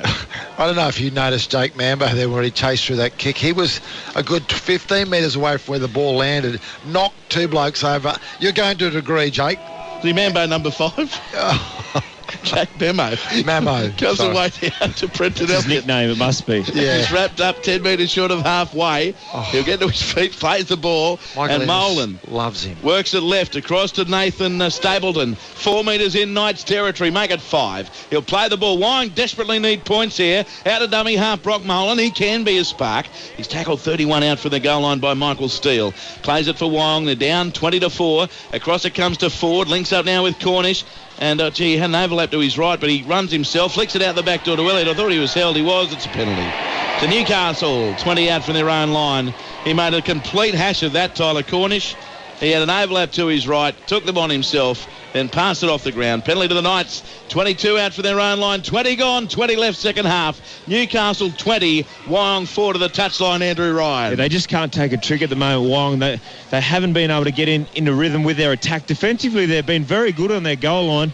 They've held out the Knights quite a number of times, but attack-wise, they just can't seem to get it happening. Newcastle fine touch. 35 out from their own line.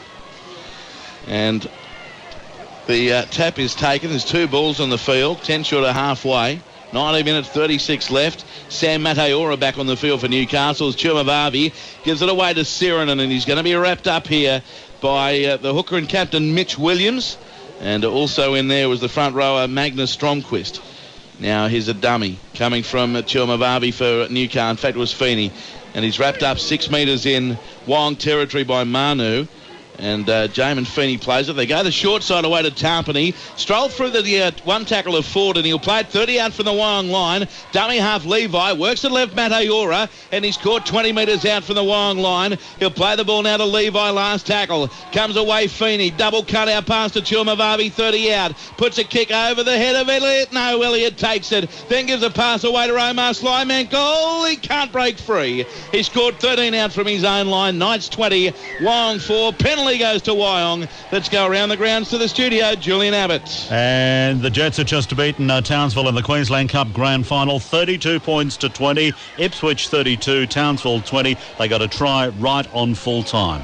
Well done to the Ipswich Jets, to the coaches, Ben and Shane Walker, and to the Ipswich Jets side. Commiserations to Townsville. Minor premiers, but Ipswich Jets will see them next Sunday on NRL Grand Final Day against, it would seem, the Newcastle Knights. They lead 20-4, but there's still 18 to go, and Wyong has it.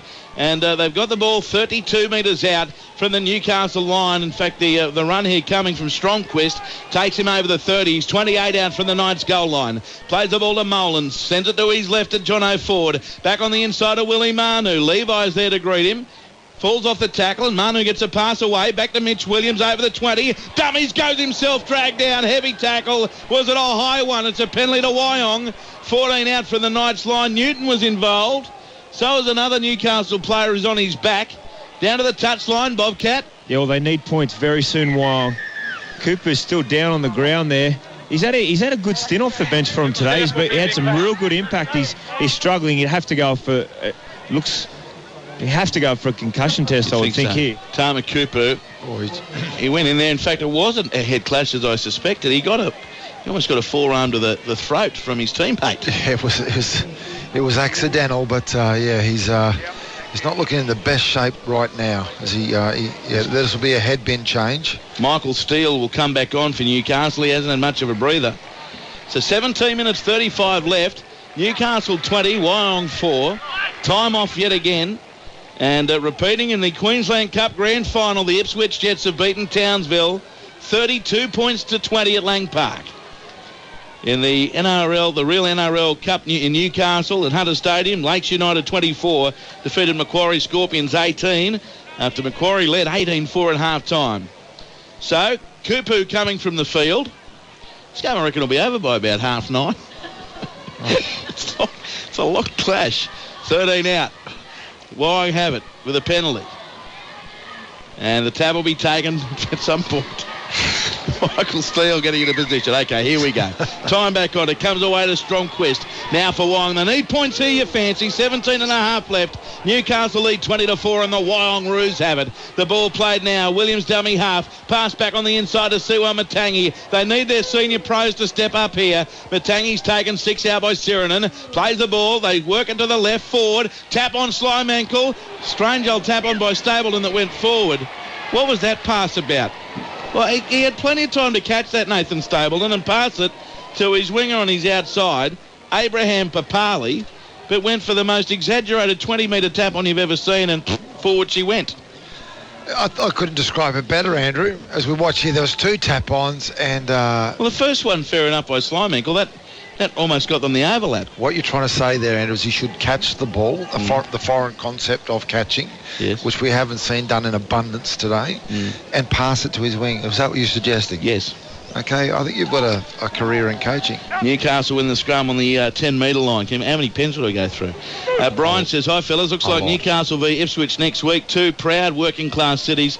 Now, that's rugby league. Yeah, well done, Brian. Yeah. So here's the Knights with it now. They've still got a bit of work to do, though. 16 minutes and 18 seconds left. They're 27 out from their own goal line as it's played to Danny Levi. Gives the pass away now to Damien Sirinen. And he's caught 32 out from his own line, right in centre field by Matangi. Plays the ball to Levi. Sends it left to Carlos Chumavavi. The old switcheroo. Back to Michael Steele. Puts on the fend. And there to greet him in the end is Williams and Matangi. 10 metres short of halfway. Newcastle with it, leading 20-4 with 16 minutes left. Levi dummy half. To his left, Newton. Keeps it alive, Chumavavi. Caught in a one-on-one tackle by Tyler Cornish. 4 short of halfway for Wyong. Played down the last tackle. Back it comes to Trainer nearly in the way there as the kick goes downfield from Feeney. Abraham Papali's back there, takes it on the full. Big wide turning circle. Now he gets into full gear. Papali is over the 20 and wrapped up. 24 out from his own line. So 15 and a half left. Knights 20, Roos 4. Andrew Ryan's on the touchline.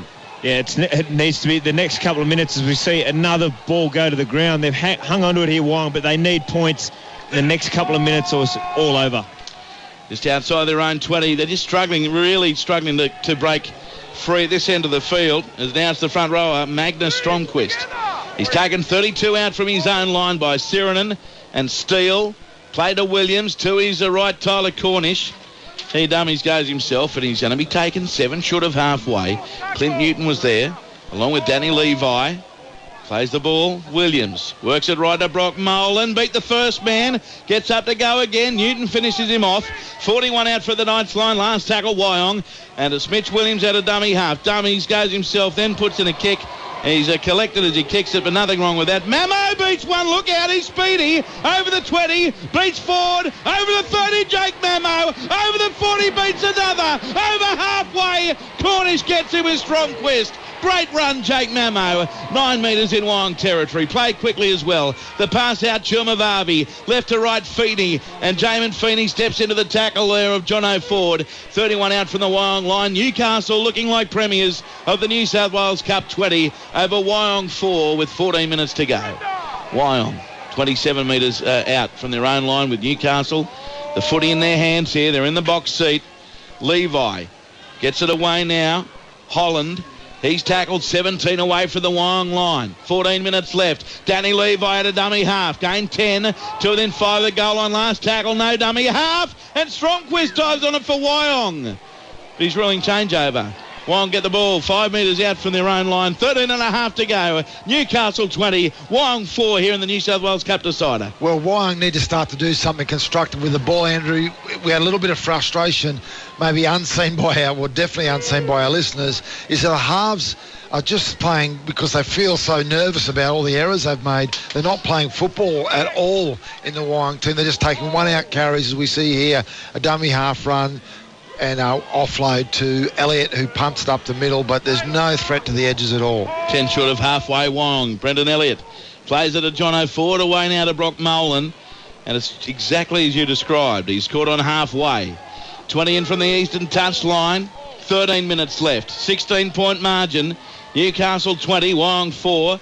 As now Matt McKilrick gets through Sirinen, wrapped up 38 out by Steele. Last tackle. Steele is offside here, and it's a penalty. He was like a dead marine there, and now the quick tap taken by Mitch Williams, the Wyong captain, and he's put to the ground. 24 out for the Newcastle line. They need points now. Time off again. Why not?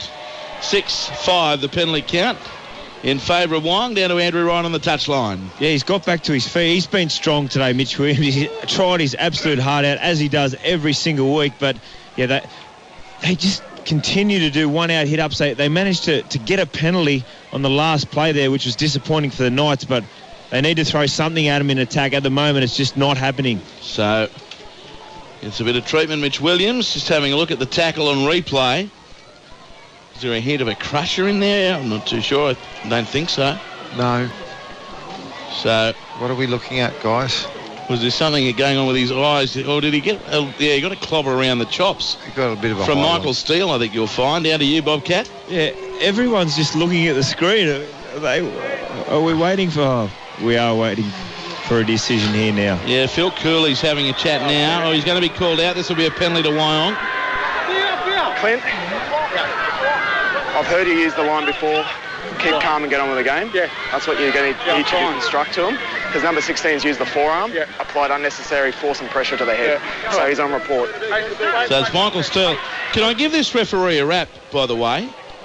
This referee's a young bloke, Liam Nichols. He's been so succinct in his judgments and his explanations to referees. I think he was a bit nervous early on, but he's very succinct in what he says. So well done to him. As Wyong take the tap restart, 14 metres out. Michael Steele on report. The ball played. Williams away to McKilrick. Now away to Cornish, and on the inside it goes to Brock Molan. But Newton's there to put him down. 8 metres out for the Newcastle line. 12 minutes 10 left. Newcastle 20, Wyong 4. Must admit, a Wyong try here would add a bit of spice to the last 12 minutes or so. As Matangi hits it up, he's a metre out from the goal line.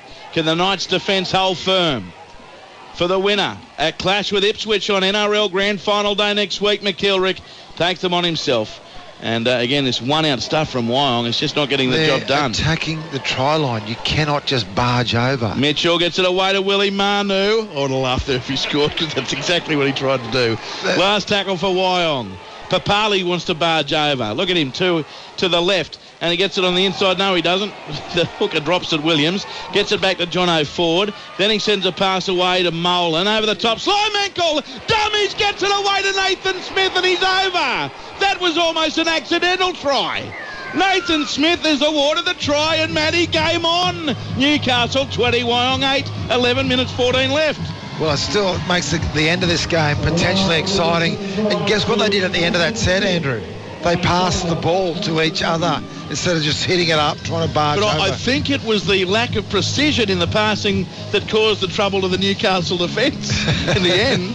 They didn't quite have the timing going, but Nathan Smith did well to finish it off. And it was a good ball from Slimenkle, so it's now 20-8. Newcastle leading Wyong. Here's the kick, 21 metres out, 5 metres in from the eastern touchline. Now, this is Tyler Cornish to get them to within 10. They're 12 behind. Tough kick. He strikes it, heading towards the post. He's kicked the goal. Tyler Cornish, 1 out of 2. So it's a 10-point game with 10.5 to go. Newcastle 20, Wyong 10. Down to the touchline, Andrew Ryan. Well, it certainly brings the game alive. 10 minutes to go here. The Knights can't just tuck it under their arm here. They need to keep playing footy. But from a Wyong point of view, Slimenkle created that opportunity again from on that right edge. But finally, a couple of passes, some little short passes, and a bit of depth on their edges, and they created something. But they need to throw something in their own half. One-out hit-ups isn't going to work for them. So the kick-off coming slowly. 10 minutes to go. Here's the restart. And it's sent downfield. Oh, Slimenkle's dropped it. The kick-off. And no one wants to pick this up for Wyong. That was embarrassing. Slimenkle has gone through his hands, and then Matangi, it was like he had a big steel rod in his back. He didn't want to pick it up. So it's a scrum feed here for Newcastle. 10 out from the Wyong line, 9.5 to go. Newcastle 20, Wyong 10, and goes the air out of the Wyong balloon. How did it go? The Wyong balloon's flying around the stadium. Well, I've got to admit that air went out of my balloon in the first half. I think it went out of you at about 1:30. My goodness. I'm absolutely flabbergasted. To use you've been a great help. Thanks so much. To use your terminology that you applied to the referee about being succinct. Yes. There hasn't been much succinctness anywhere else on the field. Jake Memo from the scrum win. 10 out for the Wyong line. 9 minutes, 18 left. Newcastle 20, Wyong 10. Now it's with Michael Steele. Puts his back into the defence of Matangi. And he'll play it 9 metres out from the line. Minute to 6 local time. 6:05, Tasmanian listeners are going to get a shock. We're going to be joined by them. Queensland listeners will be back with us, and the Northern Territory, and Andrew Ryan. There's time off once again. Yeah, we've got time off here. I can't see who's down at the moment. But no, it's a Newcastle player with cramp, I think, Bobcat. Yeah, cramp. A few of them have really suffered that today, and 9 minutes to go here. Well, 9 minutes on the clock. That equates to about 42 minutes. So the good news is for the Newcastle side that Steele is back to his feet and he'll play it 10 metres out. A real chance now for Newcastle to put Wyong away. Here's Siren in his court. 6 out from the Wyong line. Play to Levi. Short side, Matayora. He'll be tough to spot. I don't think they have stopped him. Sam Matayora. We think it's a try. We'll go upstairs. Review, no try. Oh. I got short of the line and then promotes the ball. Well, and if that's the case from the referee, it'll be a double movement against Newcastle. Matayora has a big beaming smile on his face. He thinks he's scored. So we'll go to video referee. Time off again. 8 minutes 48 left. Newcastle 20, Wyong 10. Take us through the replay, Matthew Elliott. Well, he hits the line. 3 defenders on him. Holds his feet.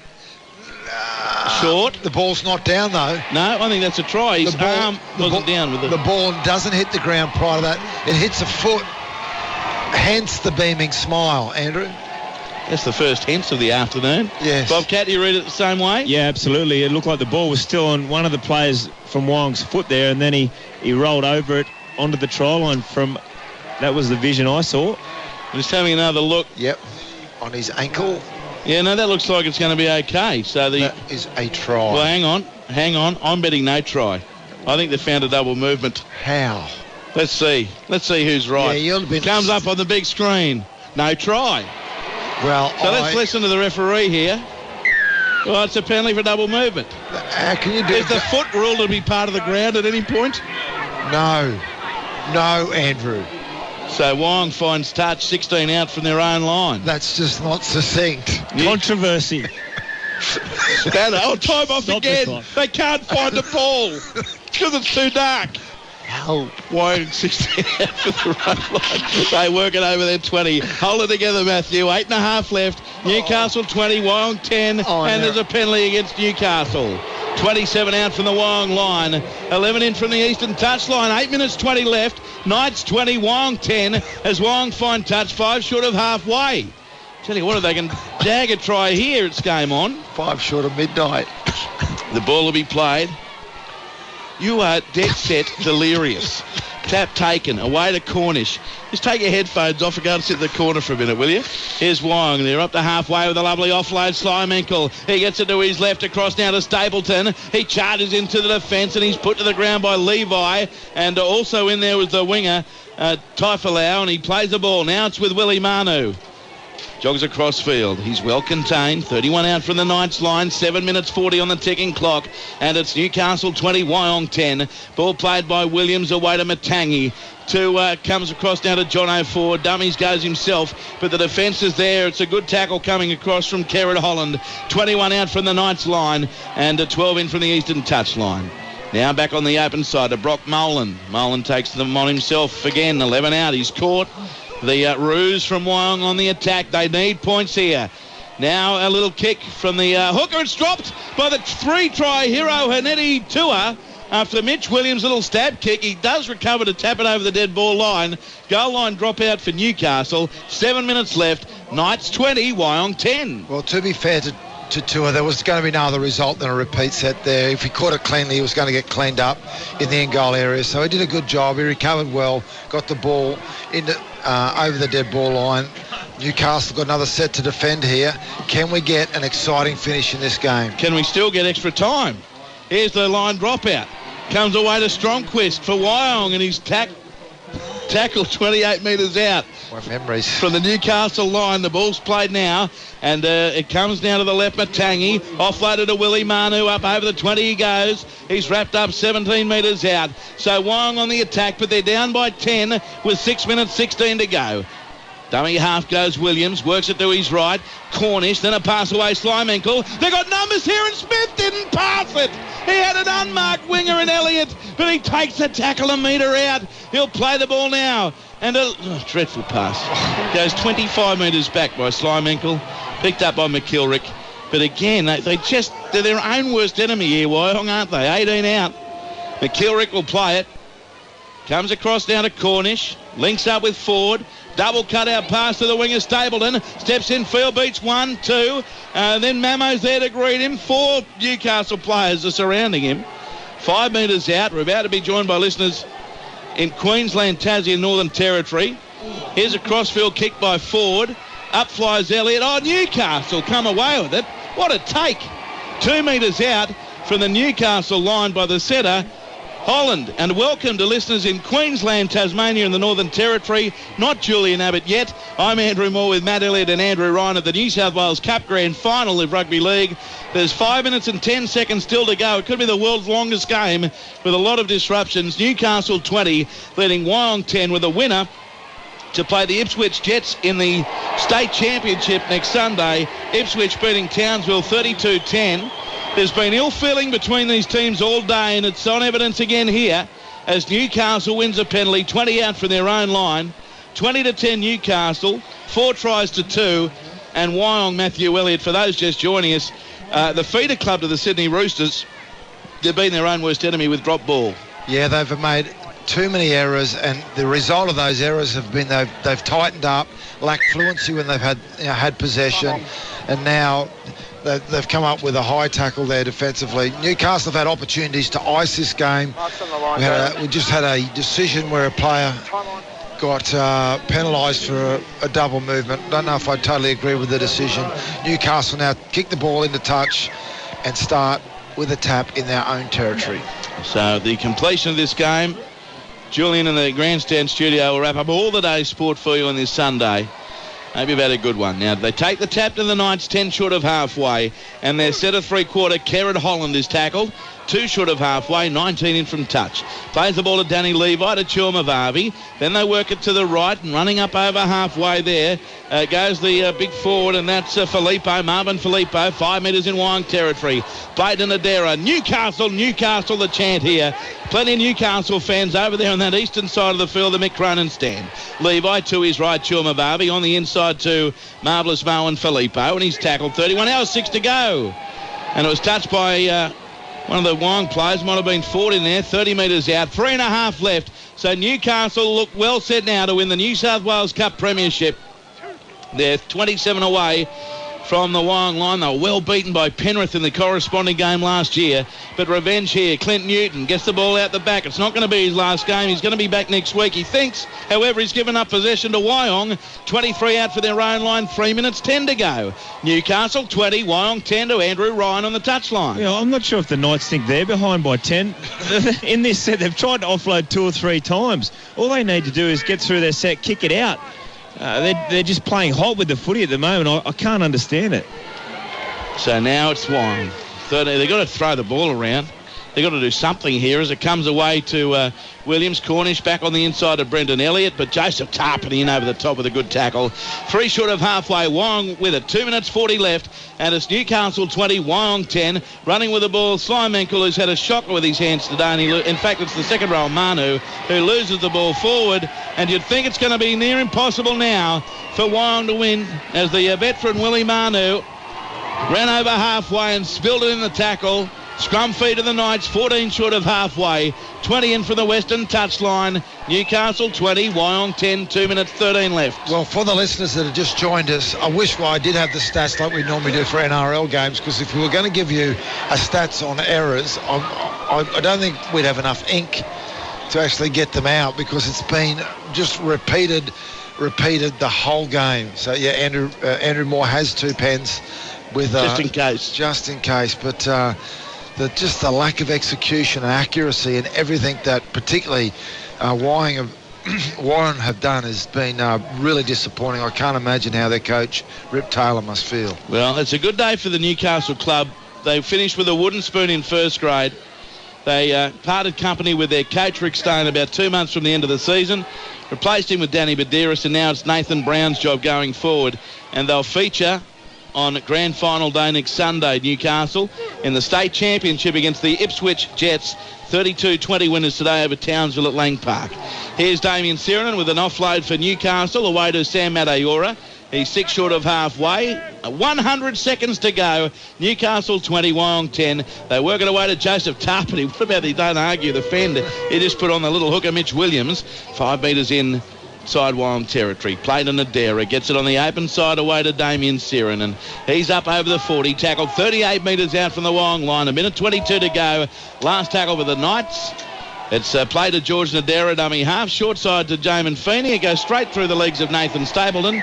And did he touch it? I think he did. And it's going to be a Newcastle scrum feed. 30 out from the Wyong line. 67 seconds left. And Andrew Ryan on the touchline. This is Newcastle's day. Yeah, they certainly, the last couple of minutes, they've all realised everyone's going. They're very happy down on the Newcastle bench here, and they've got the ball here to finish. Jalen Feeney picking up for the scrum feed. The Knights contingent in the crowd going crazy over on that other side of the field too. Newcastle. Yeah, you can hear it over there on the touchline. So the scrum to be fed. Yes, Matthew. I can hear it in the box as well. 37 seconds left. The clock continues to tick. 20-10 the Knights. The Ron Massey Cup earlier won by Mounties over Asquith, 30-14. The Sydney Shield won by Wentworthville over the Hills District Bulls, 26-22. Newcastle have it, 29 out from the Wyong line, 17 seconds left, and players come rushing in from everywhere again. Referee, if you call time off, it's going to be drama. 10 seconds to go. There's a bit of a scuffle, and I think that'll be all she wrote. Newcastle's hands are in the air, their players' hands are in the air, and the Newcastle Knights are the New South Wales Cup Rugby League champions for 2015. Congratulations to them. The Knights 20 have beaten Wyong 10. And Shan, we can do one quick one down there and we'll go back to Julian. For Newcastle, 3 tries to the wing 3-quarter, and that was Hanetti Tua in the 16th, 28th and 52nd minutes. A try to Holland in the 18th minute. Kerrod Holland, who kicked 1 from 3. George Nadera, 1 from 1. For Wyong, 2 tries to Nathan Smith in the 11th and 69th minutes. Tyler Cornish, 1 from 2. 20 points to 10. Newcastle, the New South Wales Cup champions, beating Wyong here at Parramatta Stadium before a crowd of a few thousand. And the State Cup Grand Final, the State Championship, will be the Newcastle Knights against the Ipswich Jets next Sunday. First up, the Under-20s Grand Final at 1:45, Penrith taking on Manly. Then it's the State Championship between Ipswich and Newcastle. And then we go to the NRL Grand Final, North Queensland and Brisbane. Shannon Byrne, down to you. Yes, well, I've got a man who didn't quite go this one last year. Michael Steele joins us. Michael Steele, congratulations. First Grand Final win for Newcastle. The emotions right now? Oh, mate, it's undescribable. I think we hung in pretty hard for that last 10-15 minutes, and I think we deserved it. Just in terms of not winning last year so close against Penrith, but then the year that the whole club's had as well. What does it mean, I guess, when you look at what's happened even just above you guys? I think we're pretty fortunate to make it back again. It's a completely different squad to what we had last year, but I know the boys still hurting from that loss from last year. So from what happened with first grade and whatnot down to our ranks, I think we used about 50 players. It's a credit to our boys how we turned up today. And everyone quickly rushed into Clint Newton. What does it mean to have him in the side and win this grand final with him? Yeah, he's got a good old head on him. He brings a lot of experience to the side. And he steered us around pretty well for this game here. It's good to send him off the way he deserves to be sent off. And finally, you'll be playing next week against Ipswich. So the news just coming through. Yep, just a surprise to you. Look, boys, Ipswich, that's who you'll be playing in the State Cup. Quickly, do you train during the week? Do you put your celebrations on ice? How much focus on this State Cup coming up against the Queensland side? We'll definitely want to win it. We want to send Nudo out of state champion. We'll have a little bit of a celebration tonight, but we'll be back into business during the week and we'll prepare for next week. Congratulations, 2015 Grand Finalist Michael. Well done. Congratulations. Very emotional scenes down here. Well done. Thank you. Michael Steele from the Knights. Thank you, Shannon Byrne. All right, boys, as we head back to Julian Abbott, in a word, who's going to win next week? Brisbane or North Queensland? Andrew Ryan? Cowboys. Matt Elliott? I'm going to go with the Cowboys as well. Well, that's three of us going for the Cowboys. Here in Newcastle, the New South Wales Cup champions, Julian Abbott, 20-10 over Wyong. They'll play Ipswich in the state championship, Manly Penrith in the under-20s, Cowboys Broncos in first grade. Andrew Moore, thank you very much indeed. Let's go to Lang Park now. Quentin Hull joins us there for the details on the win by Ipswich in the Queensland Cup Grand Final. Yes, Julian, an error-riddled game here after heavy weather came in an hour or so before kick-off, and it made handling very difficult, and as a result we didn't really get a game of high quality as far as completion rates were concerned. But the Ipswich Jets, a foundation club in the Queensland Cup, up against the minor premier, the Blackhawks, in their first season. It was the Jets winning the game by 32 points to 20. They led by 16 points to 8 at half-time.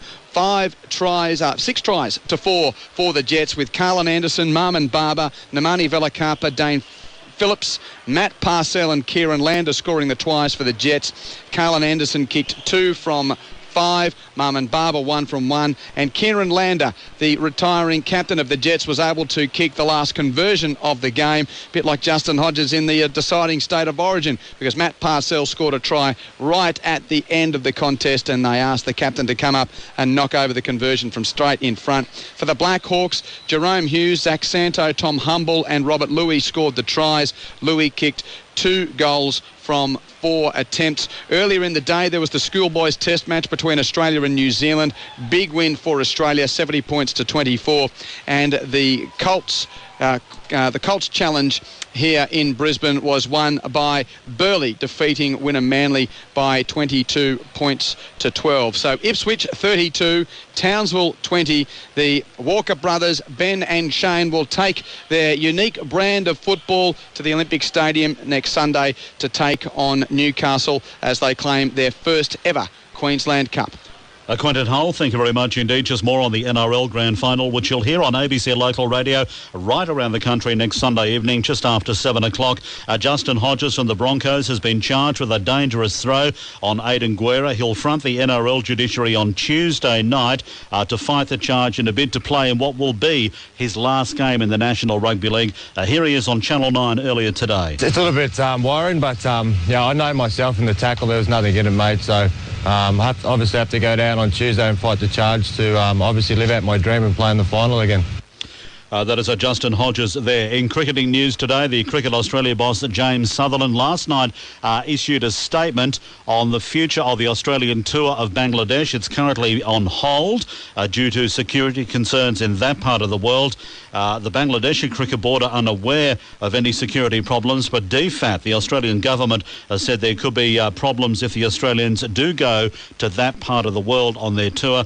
James Sutherland, the Cricket Australia boss, spoke earlier today. Our head of security, Sean Carroll, is on his way to Bangladesh. He'll be arriving very shortly. To get an understanding of the state of things there, he'll be with our High Commission in Bangladesh, but then also having meetings with Bangladesh Cricket Board and Bangladesh government officials to get an understanding of where things are at.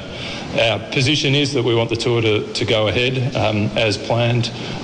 This has obviously come very, very suddenly, and we've needed to make this response. Our preferred position is to continue with the tour, but the safety and security of our players and staff is the absolute priority, and the first priority for us is to secure that, and we'll be endeavouring to get some undertakings and understandings of what the situation is there in Bangladesh before we make further decisions in regard to the tour.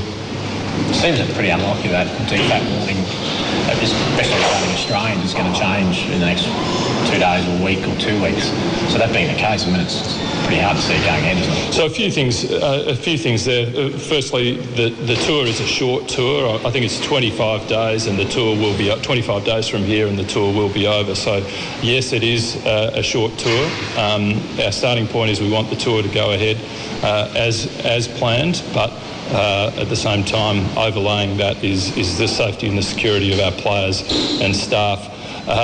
The other thing is that the DFAT advice is for travellers, for ordinary civilians who are travelling on holidays or on business in Bangladesh, which is very different to the Australian cricket team, which is afforded the highest level of security by Bangladesh police and armed forces while they're there. So those things need to be weighed up in the circumstances. That's why our head of security will be in Bangladesh from this afternoon, have meetings in the next couple of days, and we'll have a much better view of where things are at and be making some calls from there. That is the Cricket Australia boss, James Sutherland. Some other cricketing news, some sad cricketing news as well. The former English paceman Frank Tyson has died at the age of 85. He played 17 tests for England, taking 76 wickets. Richie Benaud described him as the fastest bowler he ever faced. He died on the Gold Coast, where he'd been living for a while there. Formula One was in Japan this weekend for the Japanese Formula One Grand Prix at Suzuka,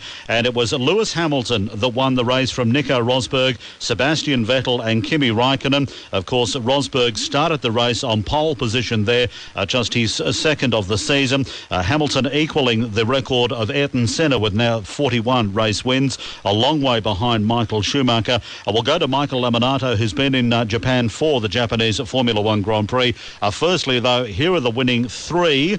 The first three across the line, I should say, starting with Lewis Hamilton. I'm so happy right now. Just the teams did a fantastic job this weekend. It's great to be back up here as a team with a 1-2. I had a great start. Thanks again to the team working so hard to make sure we get good starts this race. But for me to come here to a race where I used to love watching Ayrton drive and to match his wins is. I can't really describe it. It doesn't feel real at the moment. Yeah, Lewis just got a better start, fair play, and then it was a good battle into turn one, but turn two actually, and he had the inside and just made it stick. So that was the end of it there. And then it was great to fight back to second place, because the fourth place would definitely have not been acceptable. Overall, I think it was a fantastic race. The start was very tricky, and it was interesting to see those two fighting in the first corner. Obviously, I could benefit, but all in all, very happy with the race today. That is Sebastian Vettel. Michael Laminato from the box of neutrals on Grandstand Digital is in Japan for the Japanese Formula One Grand Prix. Normal programming has been resumed with the win for Lewis Hamilton today. Yes, like a comfortable pair of slippers. He slipped into the lead at the first corner, and that was pretty much the race done. The next 90 minutes, more or less irrelevant to the result. A very confident win from Lewis Hamilton to extend his championship lead over teammate Nico Rosberg. As I mentioned there, equalled the number of race wins, Ayrton Senna with 41 as well, which he did mention in the post-match press conference there. That must mean something for him. Yeah, it definitely does, because as we've sort of known for more or less his entire career, he not likens himself to Ayrton Senna, but certainly idolises him, and he was the hero he had growing up in the sport. And I think it's big. I mean, last round in Singapore, he could have equalled the same number of wins on the exact same number of races. He couldn't do that, but it's almost fitting he did it here in Japan, because this is, of course, a favourite circuit of Ayrton as well. He had many championship jewels here, so I think it's somewhat fitting that he should have made that record here. Lewis Hamilton now leads the Drivers' Championships by 48 points. He's on 277. Nico Rosberg on 229, his teammate. Vettel is third on 218. Daniel Ricciardo has 73 points. Daniel Ricciardo finished 15th today. What happened? Yeah, completely anonymous race from him. He qualified well enough, but unfortunately, he actually got a really great start. That's not unfortunately. That's a huge news for him, but unfortunately, he got tapped by Felipe Massa right off the line. He didn't have such a great start. I mean, he got a rear tyre puncture, Massa got a front tyre puncture, and a wing failure as well, so they both had to return to the pits after the first lap. He scrapped away at the back, did Daniel Ricciardo, but at the back is where he had to stay in 15th place. Not a good day at the office for Daniel. Michael Laminato, thank you. Thanks, Julian. Michael there from the Japanese Formula One Grand Prix in Tokyo. A little bit of surfing news just coming through from Portugal, and I can tell you that Sally Fitzgibbons has just lost her semi-final in the women's event there to the American Courtney Conlogue, so it'll be an all-American final. Courtney Conlogue up against Lakey Peterson in the final of the women's surfing event in Portugal there. Lakey Peterson beat another American, Tatiana Weston Webb, so Sally Fitzgibbons losing her semi-final there to Courtney Codlong, the surfing in Portugal there this evening. One game in the National Rugby Championship today. The Sydney Stars beat the Greater Sydney Rams 44-32. The Vikings on top of the table from Brisbane City. The Stars, the Melbourne Rising and Perth are fifth on 10 points, 14 points behind Brisbane City and the Canberra Vikings. Wales has upset England by 3 points in the Rugby Union World Cup at Twickenham this morning. Wales winning 28-25. Wales and England are in the same pool as the Wallabies, who play Uruguay at 9 o'clock Eastern time tonight. The top two sides, of course, make it through to the quarterfinals. With the details, Tim Gavel. It was a bruising encounter with a growing injury toll which worsened during the game. The Welsh won 28-25 with fly half Dan Biggar kicking a penalty goal from halfway with 6 minutes to go. England led by 10 points in the second half. The English had a chance to level the scores after receiving a penalty in kicking range with 3 minutes to go, but opted for a line-out. The Welsh were running out of fit players by the end of the game after suffering a number of injuries. Wales goes to the top of Pool A. Biggar was named man of the match. Look, it's just a huge effort. I mean, for us to come here and England's home ground, World Cup, no one gave us a hope. 1,000,001 injuries. It's not about me here today. I feel a little bit cheated taking man of the match because this was a huge squad, team, management effort, and this will be certainly shared with all the boys today. At 10 points down just after the break, did you still believe then that you could do this? Yeah, absolutely. I mean, this team, how many league wins we've had over the years, and we always seem to make things difficult on ourselves. We gave so many penalties away. But yeah, you know, we kept believing, we kept sticking to the structure, and this is the best day rugby-wise of probably all of our careers. His teammate Jamie Roberts says his side held their nerve as England stretched their lead to 10 after half-time. You know, I can't be more proud of the lads. Just the way we dug in, especially with the injuries. You know, we saw a 60, 65, 70 minutes, a couple of key players going off, and just the way we dug in, and never say die attitude. What a special day for Wales, and you know, certainly for the players, for our families, for the Welsh public or watching back home, it's a very, very special day. Look, mate, of the midfield battle with you and Sam Burgess, how did you find it? Yeah, good. He's a big lump. I'll give him that. Look, we had a few words after, probably got a beer after the game, and yeah, look, he's a special player, physical player, and you know, we knew we had to do a job on him. He's very physical, and you know, we saw with a couple of his carries how much you can get them on the front foot. But you know, it's not about individuals in the team. It's about us as a side, and I thought we played some very clever rugby. Dan Biggar orchestrated things very well, and I think the measure of the squad is we have a scrum half come on the wing and put in a lovely kick to, you know, score that try. So, you know, we're so proud of the lads. England is now in danger of missing out on making it through to the next phase of the World Cup. They have must-win games against the Wallabies and Uruguay to come. Coach Stuart Lancaster says his side needs to bounce back from this morning's disappointing result.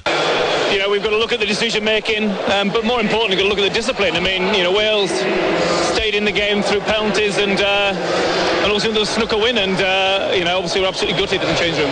You led 10 points after the break. How did you lose that match? Well, as I said, you know, giving away penalties, and Dunbig's a world-class goal kicker, and he kept banging them over, and suddenly they're back in the game. They get break down the edge, and suddenly it's 25 all, and well, you know the rest. How damaging to your World Cup hopes is this? Right, is it? I mean, well, I've sent the players inside. I mean, Wales have got to play Fiji in 4 days' time. We've got to play Australia. Wales have got to play Australia. So there's a lot can happen. But it's a massive game for us now next Saturday, without a doubt. Are you concerned at the pressure that's going to come on you and your squad?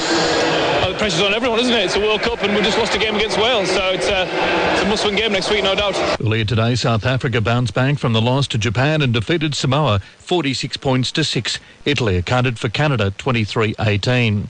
Tonight, Australia plays Uruguay. The Wallabies should do it easily. Uruguay are the lowest ranked of the 20 teams at the World Cup.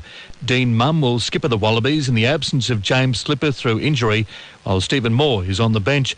It's a totally different starting 15 from the side which defeated Fiji. Kurtley Beale will start at fullback. Quade Cooper is the fly half. Matt Tamua at inside centre, and Wycliffe Palu at number 8.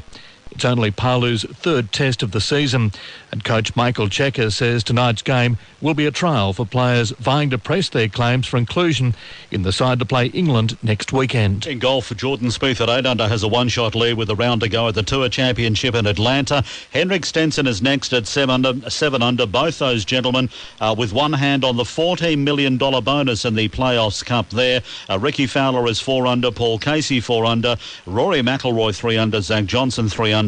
Australian Jason Day, the world number 1, is even par. He's tied for 10th with fellow Aussie Stephen Bowditch. If Jordan Spieth does win and Day finishes outside the top 5, Day will also lose the world number 1 ranking tomorrow morning. Cycling, the World Road Race titles in Richmond, Virginia. Overnight, Elizabeth Armistead, the great British rider, she won the women's race there. Tiffany Cromwell in 17th was the best of the Australians. The men's road race coming up tomorrow morning. 9 Australians in the field, including Simon Gerrans, Michael Matthews, Luke Durbridge and Maddie Heyman as well. In some tennis news this afternoon from the Wuhan Open in China, I can tell you that Sam Stosur has lost her first round match. She was beaten by Mirjana Lucic-Barona 6-2, 6-1. Nick Kyrgios back in court, on court I should say, in Kuala Lumpur this week, the Kuala Lumpur Open there. The Pan Pacific Open, the final this afternoon in Tokyo. Agnieszka Radwanska beat Belinda Bencic 6-2, 6-2 to win the title there. MotoGP in Spain tonight. Marc Marquez has pole for that from Jorge Lorenzo. Valentino Rossi, the Riders' Championship leader at the moment, will start from 6th position on the grid. The Australian Jack Miller is starting from 20th position there. Grand finals next weekend. AFL everywhere, right across Australia on ABC Local Radio, Hawthorn and West Coast. Then Sunday night from the Olympic Stadium, the Broncos and the Cowboys, right across Australia, everywhere on ABC Local Radio.